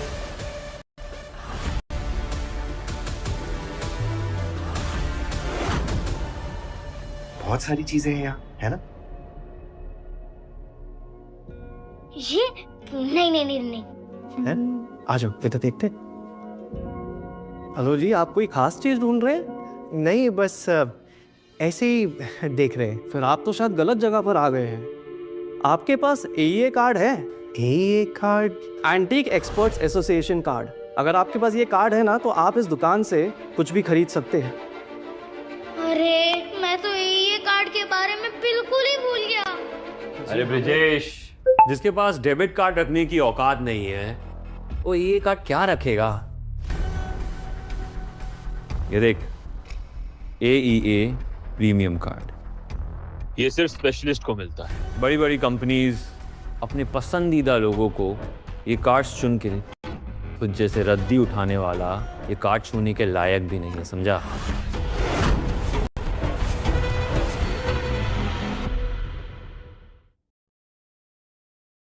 अरे भाई लोग, ये क्या मचमच लगा के रखा हुआ है यहाँ पर? हाँ पापा, हम लोग से बात करके अपना टाइम वेस्ट क्यों करें? हम अपना गेम ढूंढते हैं।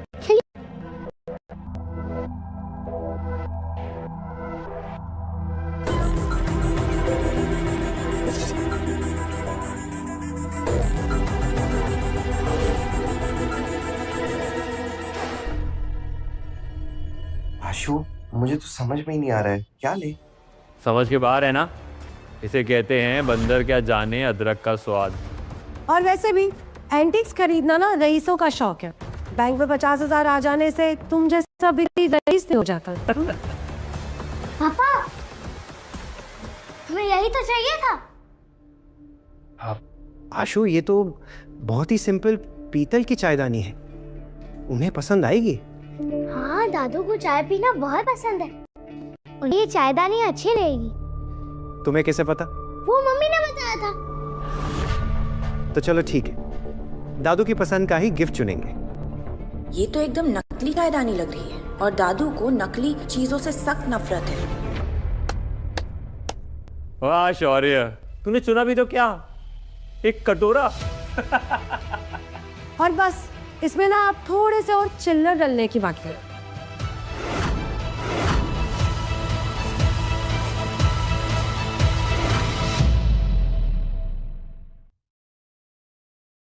शौर्य मेरे दोस्त, तू कितनी भी कोशिश कर ले, 4 लोगों के सामने ना तेरी औकात बाहर आ ही जाती है। तुम मीना करण बेचारा समझ गया है कि बिजनेस करना इसकी बस की बात नहीं है, इसीलिए तो बस स्टैंड पे चाय बेचने की तैयारी कर रहा है और सामान कलेक्ट कर रहा है। वैसे तो ये सही तो बोल रही है, कबाड़ का सामान है, आपको चाहिए तो ये सामान आप ले लीजिए, पर 700 रुपये दे दीजिए। हाँ विजेश, 700 रुपये भी तो बहुत ज्यादा है ना इसके लिए। तुझे पता है शौर्य, 700,000 की टिप तो हम लोग वेटरों को दे देते हैं। दूं क्या तुझे? शौर्य, तुम जहाँ खड़े होते हो ना, बदनामी वहाँ आ ही जाती है। ये तो हमेशा पकते रहेंगे। वैसे दादाजी को ऐसी चीज नहीं दे सकता, लेकिन मेरे आशु की खुशी के लिए मैं ले लेता हूँ, बाद में खुद इस्तेमाल कर लूंगा।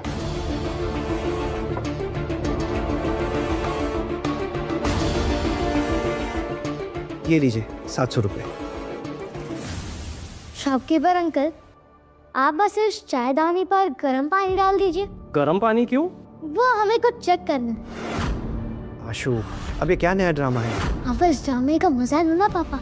हाँ? और अंकल आप गर्म पानी डालो, लेकिन अंदर नहीं, ऊपर। डाल दीजिए ना प्लीज।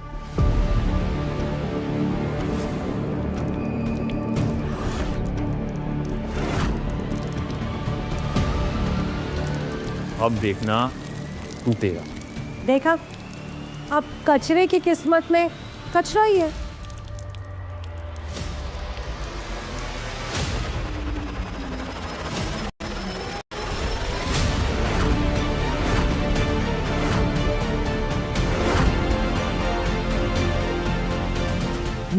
ये तो सूर्यमणि से बनी हुई चायदानी है। मैंने ना पुरानी किताबों में पढ़ा था, ये तो द्वापर युग कारीगरों की बनाई हुई अमीर निशानी है।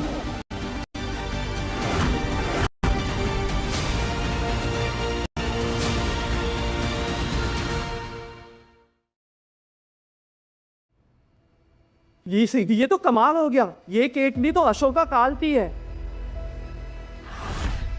नहीं, ये कैसे हो सकता है? अरे तुम भी ना, पता है ना, इस विजेश को तुक्के मारने की आदत है। ये तुक्का नहीं था, मुझे अशोक सम्राट की कहानी खुद पापा ने सुनाई थी। मैंने?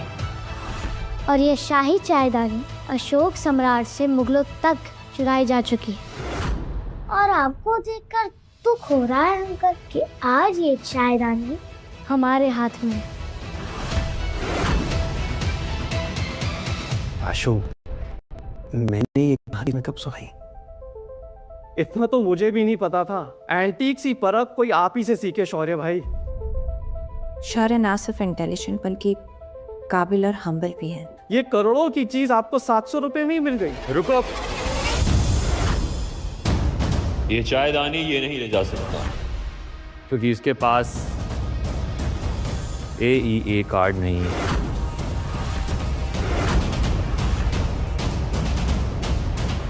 हाँ, ये नायाब केतली उसी के लायक है जो इस एंटीक को खरीद सकता है। क्या?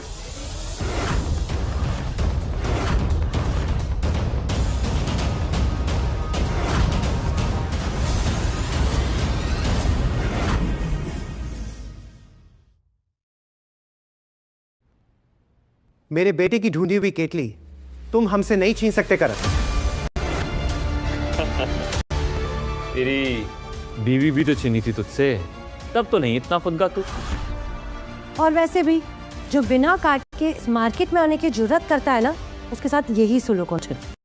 अगर ये बात है तो एक बात आज मैं भी ठान लेता हूं, ये केतली ना मैं अपने साथ लेकर ही जाऊंगा।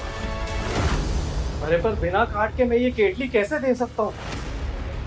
सुना ना शौर्य, अब ना अमीर होने के ख्वाब अपने दिल से ना पूरी तरीके से निकाल, समझे?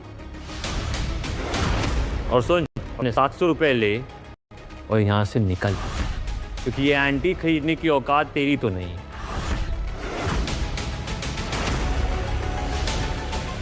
किसने कहा शौर्य की हैसियत नहीं है?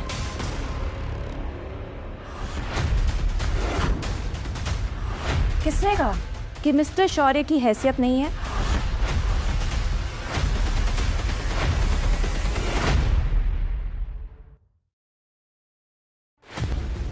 देखा अंकल, कहा था ना कि डूबते को तिनके का सहारा चाहिए।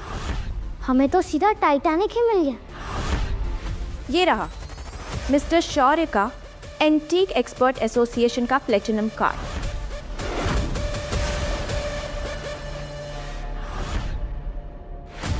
शौर्य का कार्ड, वो भी एलीट कार्ड। ये कब बन गया? तुम्हारे बेकार से सवाल का जवाब देना मैं जरूरी नहीं समझती। Antique expert association, elite members only.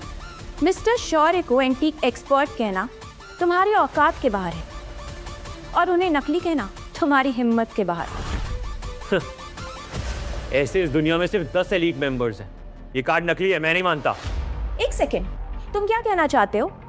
मैं फ्रॉड करने आई हूँ यहाँ पे? यस। जानते भी हो, देशमुख परिवार के ऊपर उंगली उठने से पहले उंगली टूट जाया करती है।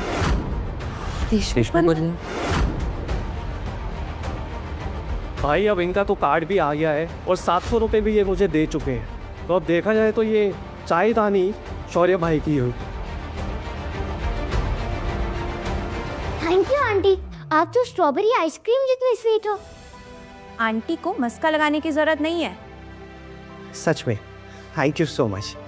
आज आपकी वजह से ही ये खजाना हमारे हाथ लगा है। मिस्टर शौर्य, देशमुख परिवार अपनी विरासत के लिए जाना चाहता है। हम आसानी से किसी से दोस्ती नहीं करते, और जब दोस्ती करते हैं तो मरते दम तक निभाते हैं। और दुश्मनी तब तक निभाते हैं जब तक दुश्मन के कदम हमारे पैरों के नीचे ना जाए।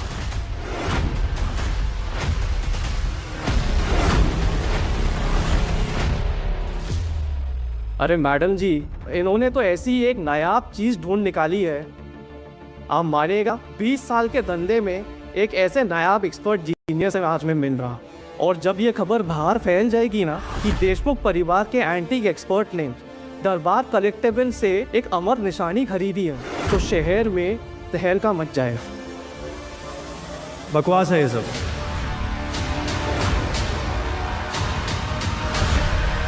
किसने कहा देशमुख परिवार के पास सबसे बेहतरीन एंटीक एक्सपर्ट्स हैं?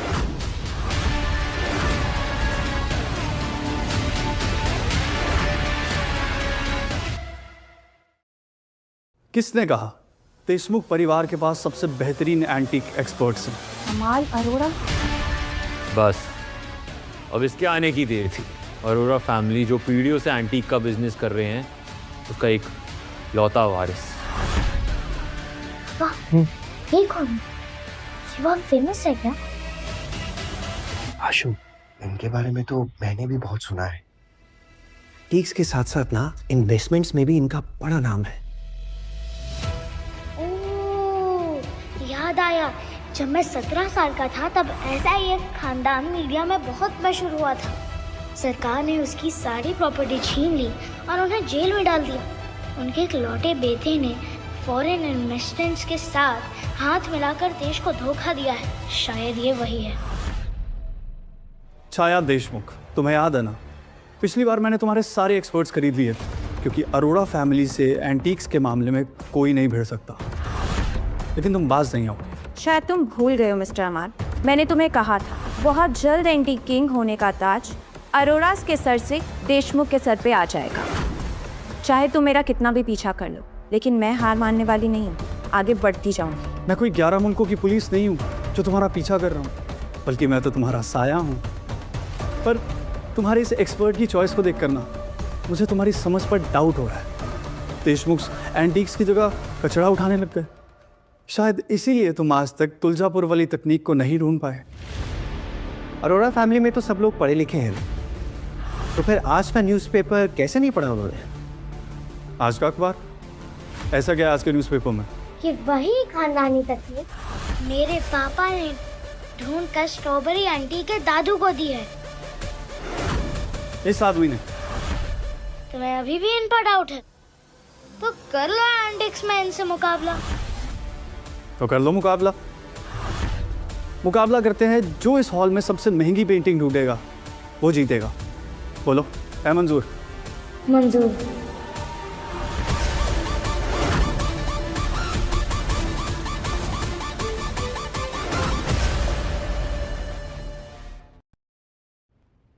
आशु, तुम ये क्या नई मुसीबत में डाल रहे हो? तुम्हें तो पता ही है मुझे पेंटिंग का पा भी नहीं आता है। आप बस उस पाव के पर से उड़ने की सोचो, सब जमाओ। मुझसे मुकाबला करना आसान नहीं है बच्चे। अगर तेरा बाप हारा तो उसकी लाश किसी गटर में तैर रही होगी। देखो भाई, मुझे नहीं करना कोई मुकाबला। करना है। मेरे पापा तो अच्छे होके खटिया खड़ी कर चुके हैं, तो आप कौन सी खेत की मूली हो अंकल? और अगर ना आप हारे तो उसी गटर में लेट के स्विमिंग मत करने लग जाना। आशु, मरवाओगे तुम? क्यों बिन माँ के बच्चे के सर से अब बाप का साया भी छीनना चाहते हो? देखो, अभी भी वक्त है, पतली गली से निकल जाओ। और अब भी नहीं निकले ना तो एम्बुलेंस में निकलोगे सीधा हॉस्पिटल। तुम देशमुख परिवार के एक्सपर्ट हो ना, मैं अरोड़ा परिवार का। तो चलो आज दोनों परिवारों की इज्जत को दांव पर लगाते हैं। जो हारा उसे पूरा स्टोर खरीद कर जीतने वाले को देना होगा। स्टोर? जो पूरे शहर को खरीदने की हैसियत रखते हैं वो इस 20 बाय 20 के स्टोर को खरीद तो आराम से सकता है। हमें ये शर्त मंजूर है। लेकिन छाया जी, अगर मैं शर्त हार गया तो? शर्त हारना कोई बड़ी बात नहीं है, लेकिन शर्त को ठुकरा कर मैं अपने परिवार की इज्जत नहीं हरा सकती। पापा, स्ट्रॉबेरी आंटी और मुझे आप पर पूरा भरोसा है। देखना, आप ही जीतोगे। हम तैयार हैं। ठीक है, जैसा मैंने पहले कहा वही मुकाबला है। जो सबसे महंगी पेंटिंग ढूंढेगा वो जीतेगा। सिंपल। काबिलियत भी इसकी, इलाका भी इसका, पर जीत हमारी होगी।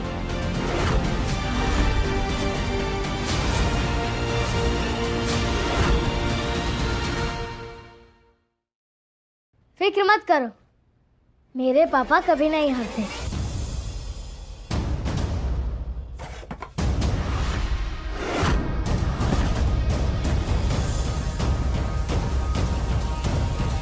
ये होती है मास्टर कॉम्पोजिशन। ब्रश स्ट्रोक्स क्या कमाल के हैं। ये मुगल काल की आर्ट है। ऐसी पेंटिंग मुगल काल के एक पेंटर गालिबुद्दीन बनाते थे। ये उन्हीं की पेंटिंग है। कमाल है। ये हमारे दरबार कलेक्टिबल्स की शान है। ये एक यूनिक आइटम है। कम से कम 10 करोड़ की कीमत तो होगी इसकी। जब ये यहाँ की सबसे कीमती एंटीक है तो मुकाबला तो खत्म हो गया। शौर्य, सुना, इट्स गेम ओवर। इतनी भी क्या जल्दी है? मेरे पापा ने तो अभी तक चुनना शुरू ही नहीं किया। शौर्य अब नहीं जीत पाएगा। बाकी पेंटिंग्स 20 लाख से कम की लगती हैं या नकली। शौर्य के पास अब जीतने का एक भी मौका नहीं। अरे अपने फादर को बोल, थकने की जरूरत नहीं है। गेम ओवर हो चुका है। That is the most expensive antique. कोई बात नहीं कर रहा। जब कश्ती डूबती है ना तो चूहे सबसे पहले दौड़ते हैं। अरे जैकपॉट! पापा, हम यही वाली पेंटिंग चुनेंगे।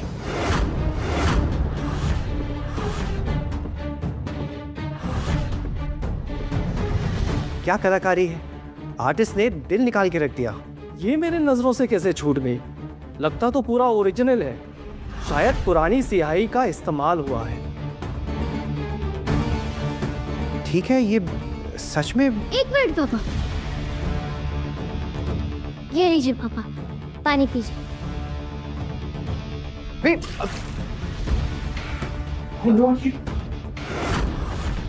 ये क्या हो गया? नहीं नहीं,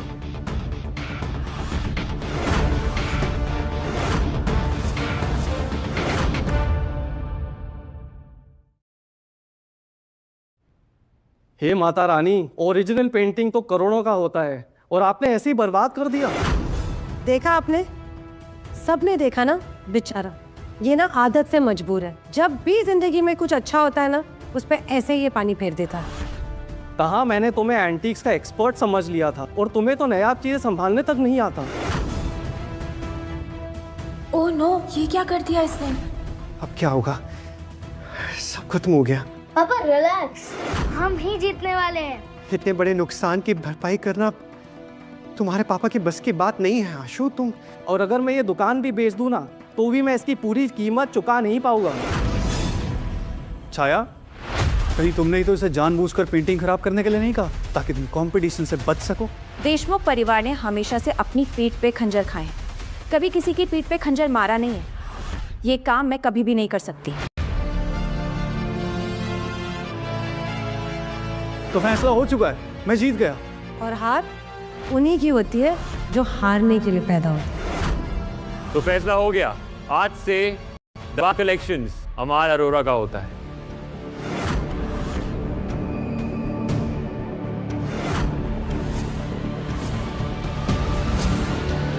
ये पेंटिंग तो अनमोल है।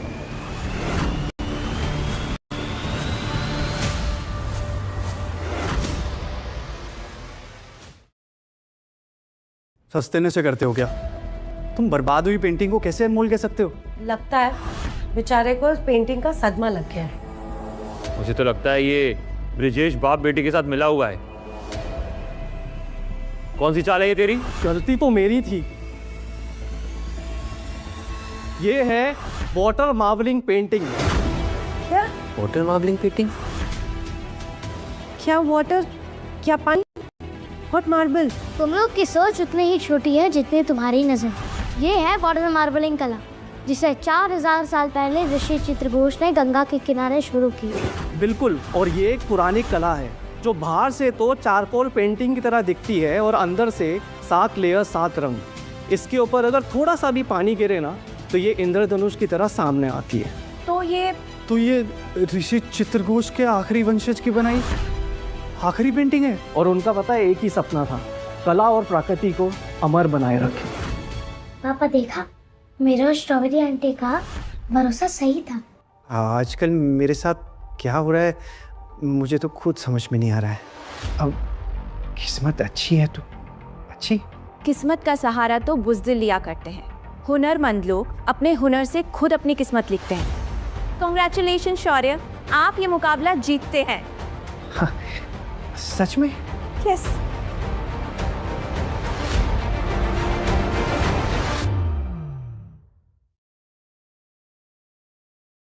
जानती थी एक ना एक दिन मुझे ये नज़ारा ज़रूर देखने को मिलेगा, जब अरोड़ा खानदान का वारिस मिस्टर अमाल अरोड़ा हारेगा। ज़्यादा बोलने की ज़रूरत नहीं है, ये स्टोरी खरीदना है ना, कीमत बोलो। इसका हिसाब लगाने में तो बहुत वक्त लगेगा। हाँ, तो जब हिसाब बन जाएगा तो बिल मेरे असिस्टेंट को दे देना। ज़्यादा खुश मत हो शौर्य, आज अरोरा फैमिली से जीत कर तूने बहुत बड़ी दुश्मनी मोड़ी है। ये पेंटिंग जितनी भी महंगी हो, ये दुश्मनी तुझे उससे ज़्यादा महंगी पड़ेगी, समझा?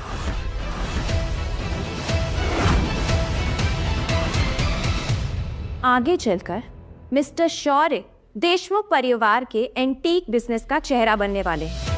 तब देखते हैं कौन किस पे भारी पड़ता है। तुम पहले स्टॉक एक्सचेंज, फिर तुलजापुर की प्राचीन तकनीक, और अब एंटीक्स। मुझे तो विश्वास ही नहीं हो रहा। अरे ये तो बस शुरुआत है मॉम के नाम पे धप्पा। अब होगी पार्टी शुरू। कहीं आज मुझे छोड़ने का अफसोस तो नहीं हो रहा तुम्हें तृप्ति? एक मिनट, ये धुआं कहाँ से आ रहा है? समझ में आया, अफसोस के साथ जलन भी हो रही है। तुमने ना ये सब टैलेंट मुझसे छुपा के रखा, क्योंकि तुम अकेले ही ऐश करना चाहते थे ना अपनी जिंदगी में। थैंक यू सो मच शौर्य जी, आज आपने मेरे परिवार पे इतना बड़ा एहसान किया है। नहीं छाया जी, मैं तो बस गिफ्ट लेने आया था। वैसे मेरे दादाजी को ना पेंटिंग्स बहुत पसंद है। इफ़ यू डोंट माइंड, ये पेंटिंग आज के लिए मैं अपने घर ले जाऊं ताकि उन्हें दिखा सकूं। हाँ, ले जाइए, लीजिए। जानती हूँ शौर्य, काव्या से तुम्हारी शादी सिर्फ एक कॉन्ट्रैक्ट है। अब तुम्हें हासिल करने से मुझे कोई नहीं रोक सकता। लीजिए ना, जितना मर्जी हो आराम से इस पेंटिंग को देखिएगा। लीजिए। थैंक यू सो मच शौर्य। अब वैसे बहुत लेट हो गया है ना, मैं आप दोनों को घर छोड़ देती हूँ। उसकी कोई जरूरत नहीं है, अपने पति और बच्चे को मैं खुद ले जा सकती हूँ। Mummy number 2।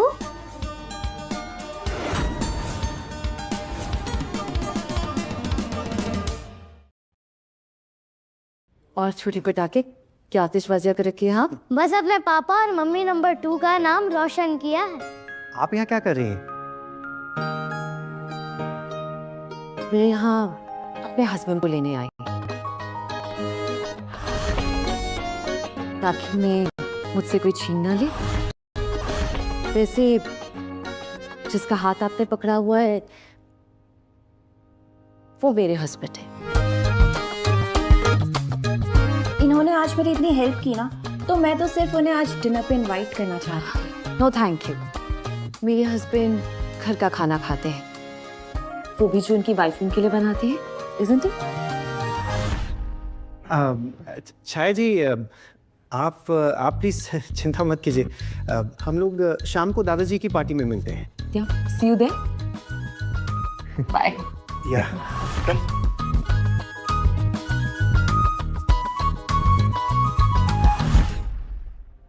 करण, कुछ करो करण। मैं नहीं चाहती कि वो 2 टके का आदमी हमसे जीत जाए।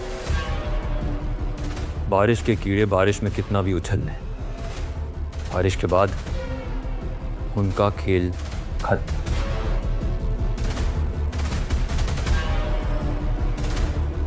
मिस्टर सिंघानिया, आपके बदले का वक्त शुरू।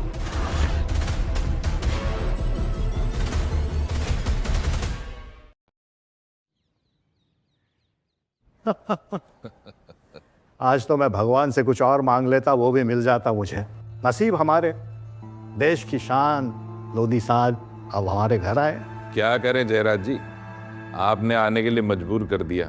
मैंने सुना है आपने अपने पास एक नायाब हीरा छुपा रखा है, जो स्टॉक मार्केट के साथ साथ पुरानी विद्या और प्राचीन खजानों की भी समझ रखता है। कमाल का शहर है साहब। समुंदर में मोती मिले ना मिले, पर समुंदर के किनारे नसीब ढूंढने वाले सिकंदर जरूर मिल जाते हैं। मुझे अपने बिजनेस को एक्सपैंड करने के लिए वो हीरा चाहिए। अरे उसका दिमाग मेरे बिजनेस को 4 चांद लगा सकता है। जानता हूँ भाई, तुम्हारी कंपनी का भला होगा तब तो देश का भला होगा। सरकार के साथ इतना काम जो कर रहे हो तुम, अरे इस बात पे एक एक प्याली कड़क चाय हो जाए। हो जाए। दादू। छाया बेटा, कैसी हो तुम? सब ठीक? जी। इनसे मिलो, ये बहुत पुराने दोस्त हैं हमारे, धनंजय लोधी। नमस्ते अंकल। बेटा तुम्हें तो बचपन में देखा था, तब तो ये इतनी सी थी भाई। दादू, मैं आपको दिखाने के लिए ना अद्भुत खजाना लेकर आई हूँ। वाटर मार्बलिंग की आखिरी पेंटिंग्स में से एक है ये। बेटा ये तुम्हें कहाँ मिली? बहुत अनमोल होगी, खोलो ना इसे। ये देखिए। अरे वाह भाई वाह, ये तो सच में वाटर मार्बलिंग कला का बेहतरीन प्रदर्शन है। बेटा इसे ना हेरिटेज गैलरी की सेंट्रल वॉल पे लगा दो, शानदार दिखेगी एकदम। नहीं दादू, ये पेंटिंग मेरी नहीं है, ये पेंटिंग तो शौर्य ने ढूंढी है, उसकी अमानत है। मैं तो आपको दिखाने के लिए लाई थी। अब कल मिस्टर प्रधान का बर्थडे है ना, उसमें मैं इसे वापस कर दूंगी। शौर्य बंसल? जी हाँ। तो ये मार्बलिंग पेंटिंग भी शौर्य बंसल ने ढूंढ निकाली है? हाँ।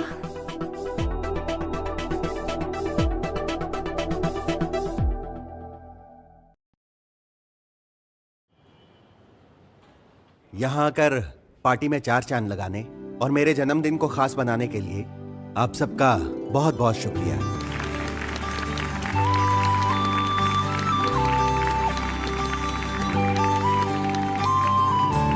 पापा जी, आज हमारे टेबल पे 2 नए चेहरे और बैठे हैं, तो चलिए उनसे उनकी तारीफ सुन लेते हैं। बिल्कुल, आज हमारे दोनों पोतियों के पति यहाँ मौजूद हैं और ये देखकर जश्न का मजा 2 गुना नहीं बल्कि 4 गुना हो गया है। नमस्ते दादाजी, मेरा नाम शौर्य है। ओह, तो ये है मेरे जीजा जी। और ये जो इनके बगल में बैठा है, ये बच्चा कौन है? जी ये मेरा बेटा है अश्विन, प्यार से हम इसे आशु बुलाते हैं। काव्या, ये मैं क्या सुन रही हूँ? तुमने एक तलाकशुदा एक बच्चे के बाप से शादी की है? तुम भी ना कहीं भी शुरू हो जाती हो। काव्या ने पसंद किया है तो सोच समझ के पसंद क्यों बना उसे? दादाजी, शौर्य भले एक साधारण परिवार से आते हैं, लेकिन उनका दिमाग बेमिसाल है। उनकी सोच, उनकी इज्जत, उनकी लॉयल्टी, सब कुछ लाखों में एक है। बस कीजिए काव्या, इतनी तारीफ सुनने की आदत नहीं है मुझे। तारीफ तो तुमने कर दी, पर क्या ये सच में तारीफ के लायक है? मुझे तो ऐसा लगता है कि हमारी दौलत देखकर इसने तुम पर बड़ा हाथ मारा है। कामिनी, काव्या रहने दीजिए, मैं नहीं चाहता कि मेरी वजह से परिवार में लड़ाई हो। आज खुशी का दिन है। मैंने सुना है कि ये पापा जी के जन्मदिन पर एक खास तोहफा लेके आया, तो कहाँ है वो नायाब तोहफा?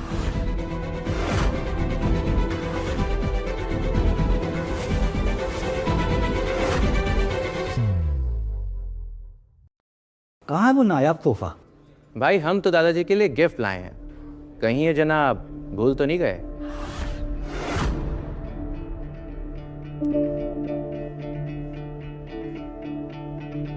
अरे वाह, ये गिफ्ट तो बहुत अच्छा है, पापा को बहुत पसंद आएगा। जिसका गिफ्ट जितना कीमती, समझो वो पापा को उतना प्यार करता है ना? ऐसा कुछ नहीं है, पापा के लिए तो मायने रखता है कि आज खास दिन पे सारा परिवार उनके साथ हो। क्यों पापा जी? लेकिन महंगे गिफ्ट किसे पसंद नहीं आते पापा। ये स्कॉच इम्पोर्टेड है, स्कॉटलैंड के हाईलैंड के पुराने ब्लेंड से बनवाया गया है। खास दादाजी के लिए मंगवाई है मैंने। मेरे पति ने तो प्यार और वफादारी का सबूत दे दिया, पर काव्या, तुम्हारा पति तो खाली हाथ आया है। ये है तुम्हारे प्यार का सबूत, शराब। शायद तुम भूल रही हो, दादाजी शराब को हाथ तक नहीं लगाते हैं।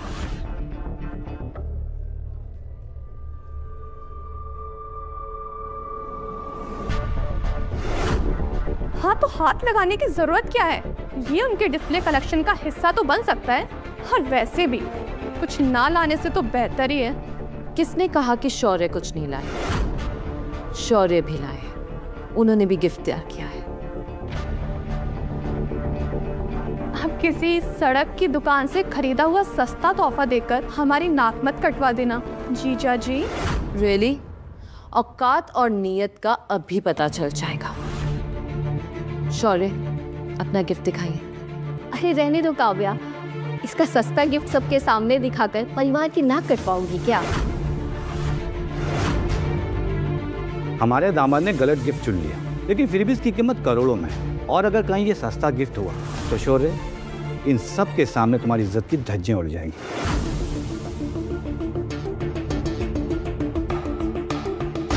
दादाजी,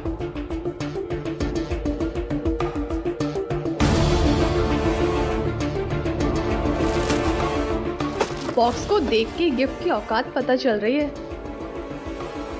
गिफ्ट देखकर सबकी बोलती बंद हो जाएगी।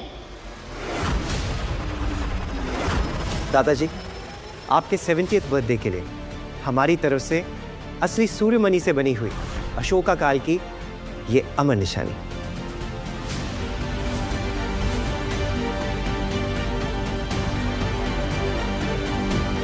अशोका काल की अमर निशानी।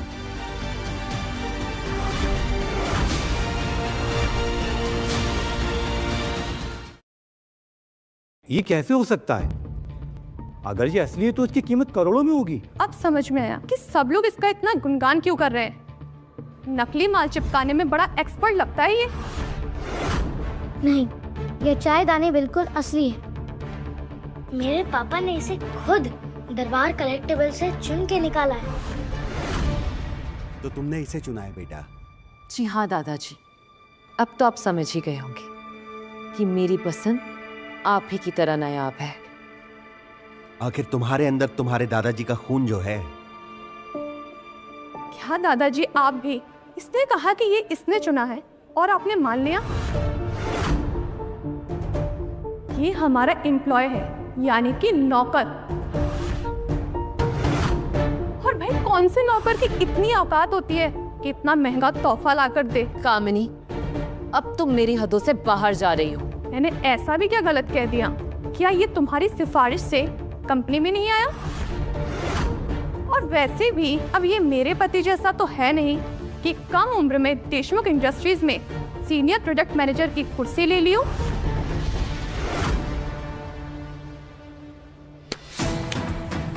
देशमुख इंडस्ट्रीज में ऊंची पोस्ट पर काम करना मतलब लाखों में एक होना। अगर मेरे पापा में बात नहीं होती तो क्या जयराम देशमुख उन्हें अपना खास दोस्त बनाते? जयराम देशमुख इस लफंगे का दोस्त?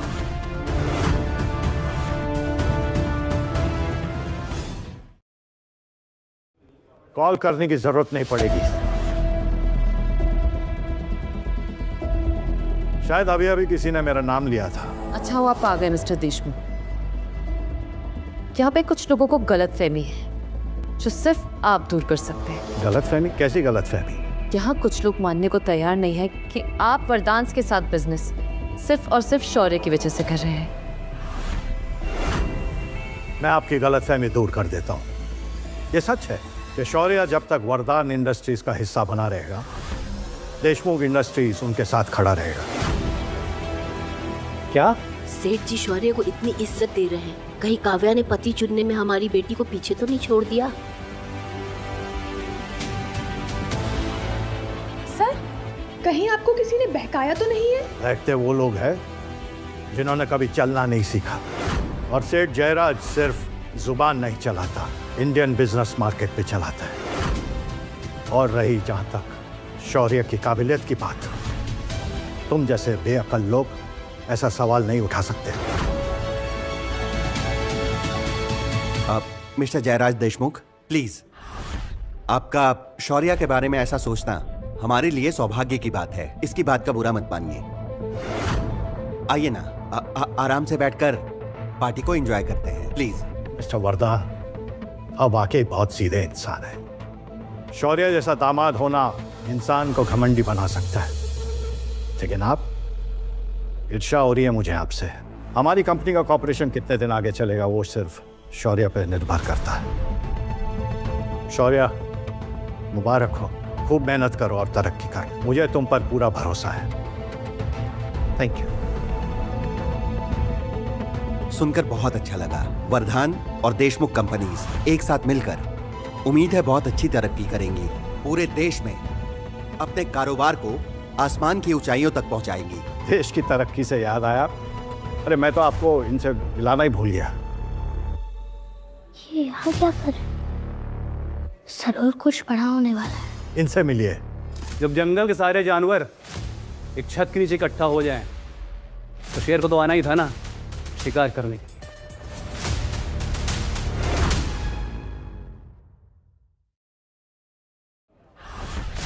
वैसा तो मेरी आदत नहीं है बिना बुलाए कहीं जाने की, लेकिन इस आदमी की इज्जत उतारने का मौका मैं कैसे जाने देता। Mister Singhania, by the way ये पार्टी इनवाइटीज के लिए है and you are not invited. तो मैं यहाँ पे कौन सा मुफ्त का खाना खाने आया हूँ? मैं तो बस आपको एक ऐसा नायाब तोहफा देने आया हूँ जिसकी बराबरी यहाँ पे कोई भी नहीं कर सकता।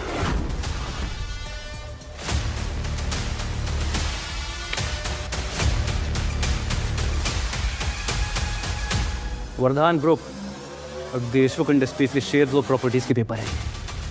और जब सारे सेक्रेटरीज यहाँ पे मौजूद हैं, एक एक करके साइन करिए। हाँ, शुरुआत तुमसे करते हैं काव्या। Come on. लगता है तुम्हारा दिमाग खराब हो गया है अगर तुम्हें ये लगता है कि हम इन पेपर पे साइन करेंगे। वही तो मेरा स्टाइल है काव्या, मैं सामने वाले को सोचने का मौका भी नहीं देता। और जहां तक बात रही साइन करने की ना, तो साइन तो तेरा साइन तो तेरा दाता भी करेगा, क्योंकि इस वक्त सिंघानिया फैमिली के साथ मिस्टर वाइट खड़ा है।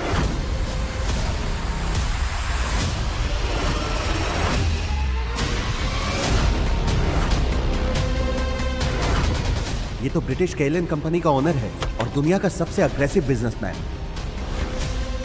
अपने दुश्मनों से पहले अपने दोस्तों का गला काटने वाला शैतान है ये। रिहान, आंखों में जो गलतफहमी की पट्टी बंधी है ना, उसे उतार फेंको। क्योंकि देशमुख परिवार ना तो किसी के आगे झुकाए और ना ही कभी झुकेगा। और तुम्हारे लिए बेहतर यही होगा कि जिस रास्ते से आए हो उसी रास्ते से चले जाओ। मुझे पता था तुम दोनों मुझ पे अपने पंजे मारोगे, इसीलिए यहाँ पे आने से पहले मैं अपने आदमियों को बोल कर आया हूँ कि इस जगह को पेट्रोल से नहला दें।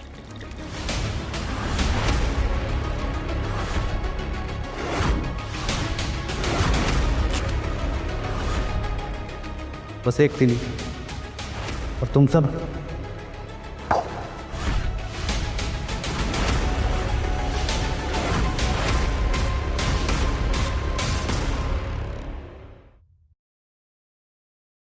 बस मेरा काम हो जाए, फिर तुम सब यहीं पे जलकर खाक हो जाओगे। रेहान, शायद तुमने बिजनेस मुझसे ज्यादा ही किया है, पर अपने परिवार की रक्षा कैसे करनी है ये मैं बखूबी जानता हूँ। अब मैं भी देखता हूँ कि मेरे होते हुए हमारे परिवार का तुम क्या बिगाड़ लेते हो।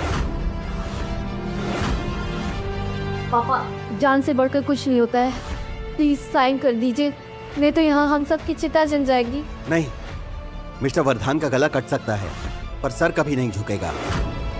अब तुम्हें कुछ करना होगा। रेहान, तुम विदेशी शक्तियों के साथ मिलकर वर्धान और देशमुख जैसे इंडियन ब्रांड्स को जबरदस्ती खरीदना चाहते हो। ये धंधा नहीं है, देशद्रोह है। कल मैंने तेरी बेइज्जती सह ली थी, लेकिन आज अगर तूने एक शब्द भी गलत निकाला ना तो इसका नतीजा तेरी पूरी फैमिली झेलेगी, समझा? मेरे पापा सही कह रहे, देशद्रोही हो तुम। और तुम्हें क्या लगता है रेहान, तुम्हें बचाने के मिस्टर वाइट आएगा? तुम्हारी करतूतों का जो सच है ना एक दिन पूरे देश के सामने आएगा। लगता है आज बहुत दिनों बाद यहाँ खून बहाने का मौका मिलेगा। तुम्हारे जज्बे का ख्याल तुम्हें पहले से ही था। यकीन मानो तुमने मुझे बिल्कुल निराश नहीं किया। तुम्हें जज्बा भी है और जीनियस भी। मेरे मामले में फिर से दखल देने वाला यह है कौन? मैं कौन हूँ अभी पता चल जाएगा। जंगल में गीदड़ों की तादाद बढ़ गई है भाई। चलो शिकार शुरू करो।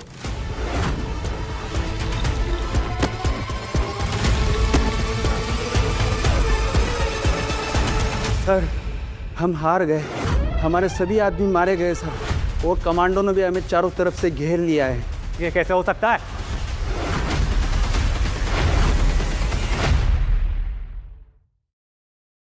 रेहान सिंघानिया, तुम्हें क्या लगता है विदेशी ताकतों के साथ मिलकर तुम कानून को तोड़ लोगे? समझ लो अभी तुम बच्चे हो। लोग बेफोयूली ब्रिटिश की एयरलाइन से दुश्मनी बहुत महंगी पड़ेगी। हम लोग अपने देश को बचाने के लिए ना पहले डरे हैं और ना अब डरेंगे। आपका बहुत बहुत शुक्रिया, आज आपने आके हमें बचा लिया। ये तो मेरा फर्ज था और मैंने जो किया उसका इनाम तो मुझे पहले ही मिल गया। शौर्य, मैं तो सिर्फ तुमसे मिलने आया था। शौर्य, ये सब आखिर क्या हो रहा है? अबे अब मुझे भी कुछ समझ में नहीं आ रहा है। आप लोग ध्यान से सुनिए, मैं हूं धनंजय लोधी, भारत की 71 सरकारी कंपनियों का मालिक।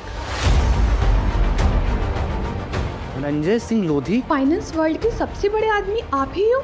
मैं सिर्फ इन फाइनेंशियल कंपनियों का मालिक ही नहीं हूँ, बल्कि उन सपनों का भी रखवाला हूँ जो इस देश के बाजार में जन्म लेते हैं। रेहान सिंघानिया, आज सारा देश तुम्हारा असली चेहरा देख रहा है। बस समझ लो कि आज की रात तुम्हारी आजादी की आखिरी रात है। मुझे गिरफ्तार करोगे, ब्रिटिश के एयरलाइन अब फाइनेंशियल वॉर छेड़ेगा और तुम दोनों को बर्बाद कर दे।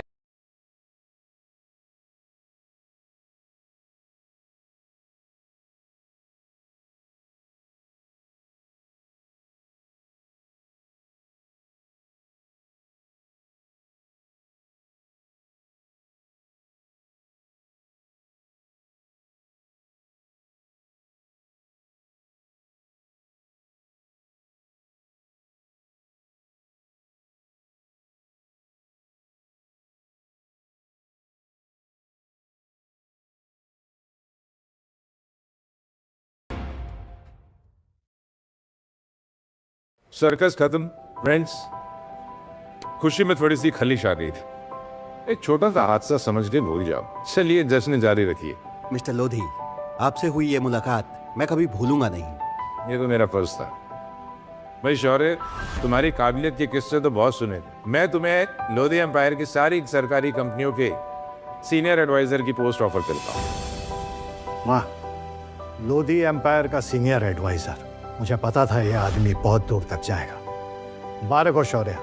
लोधी साहब, मैं अपनी तरफ से पूरी कोशिश करूंगा।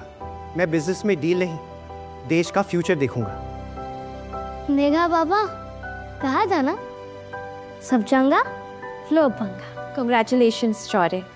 Thank you.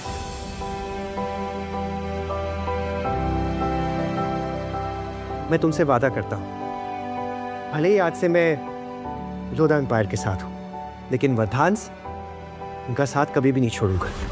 हम इसे साथ में मिलकर आगे बढ़ाएंगे। मुझे तुम पे पूरा भरोसा है।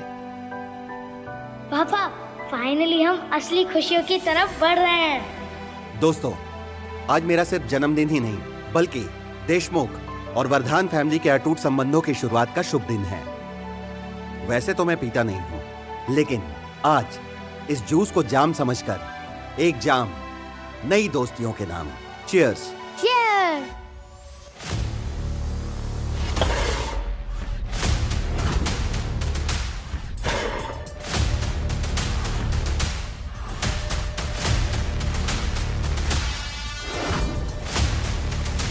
शौर्य, तूने मुझसे मेरी इज्जत छीन थी ना, अब देख मैं तुझसे तेरा बेटा छीनूंगा।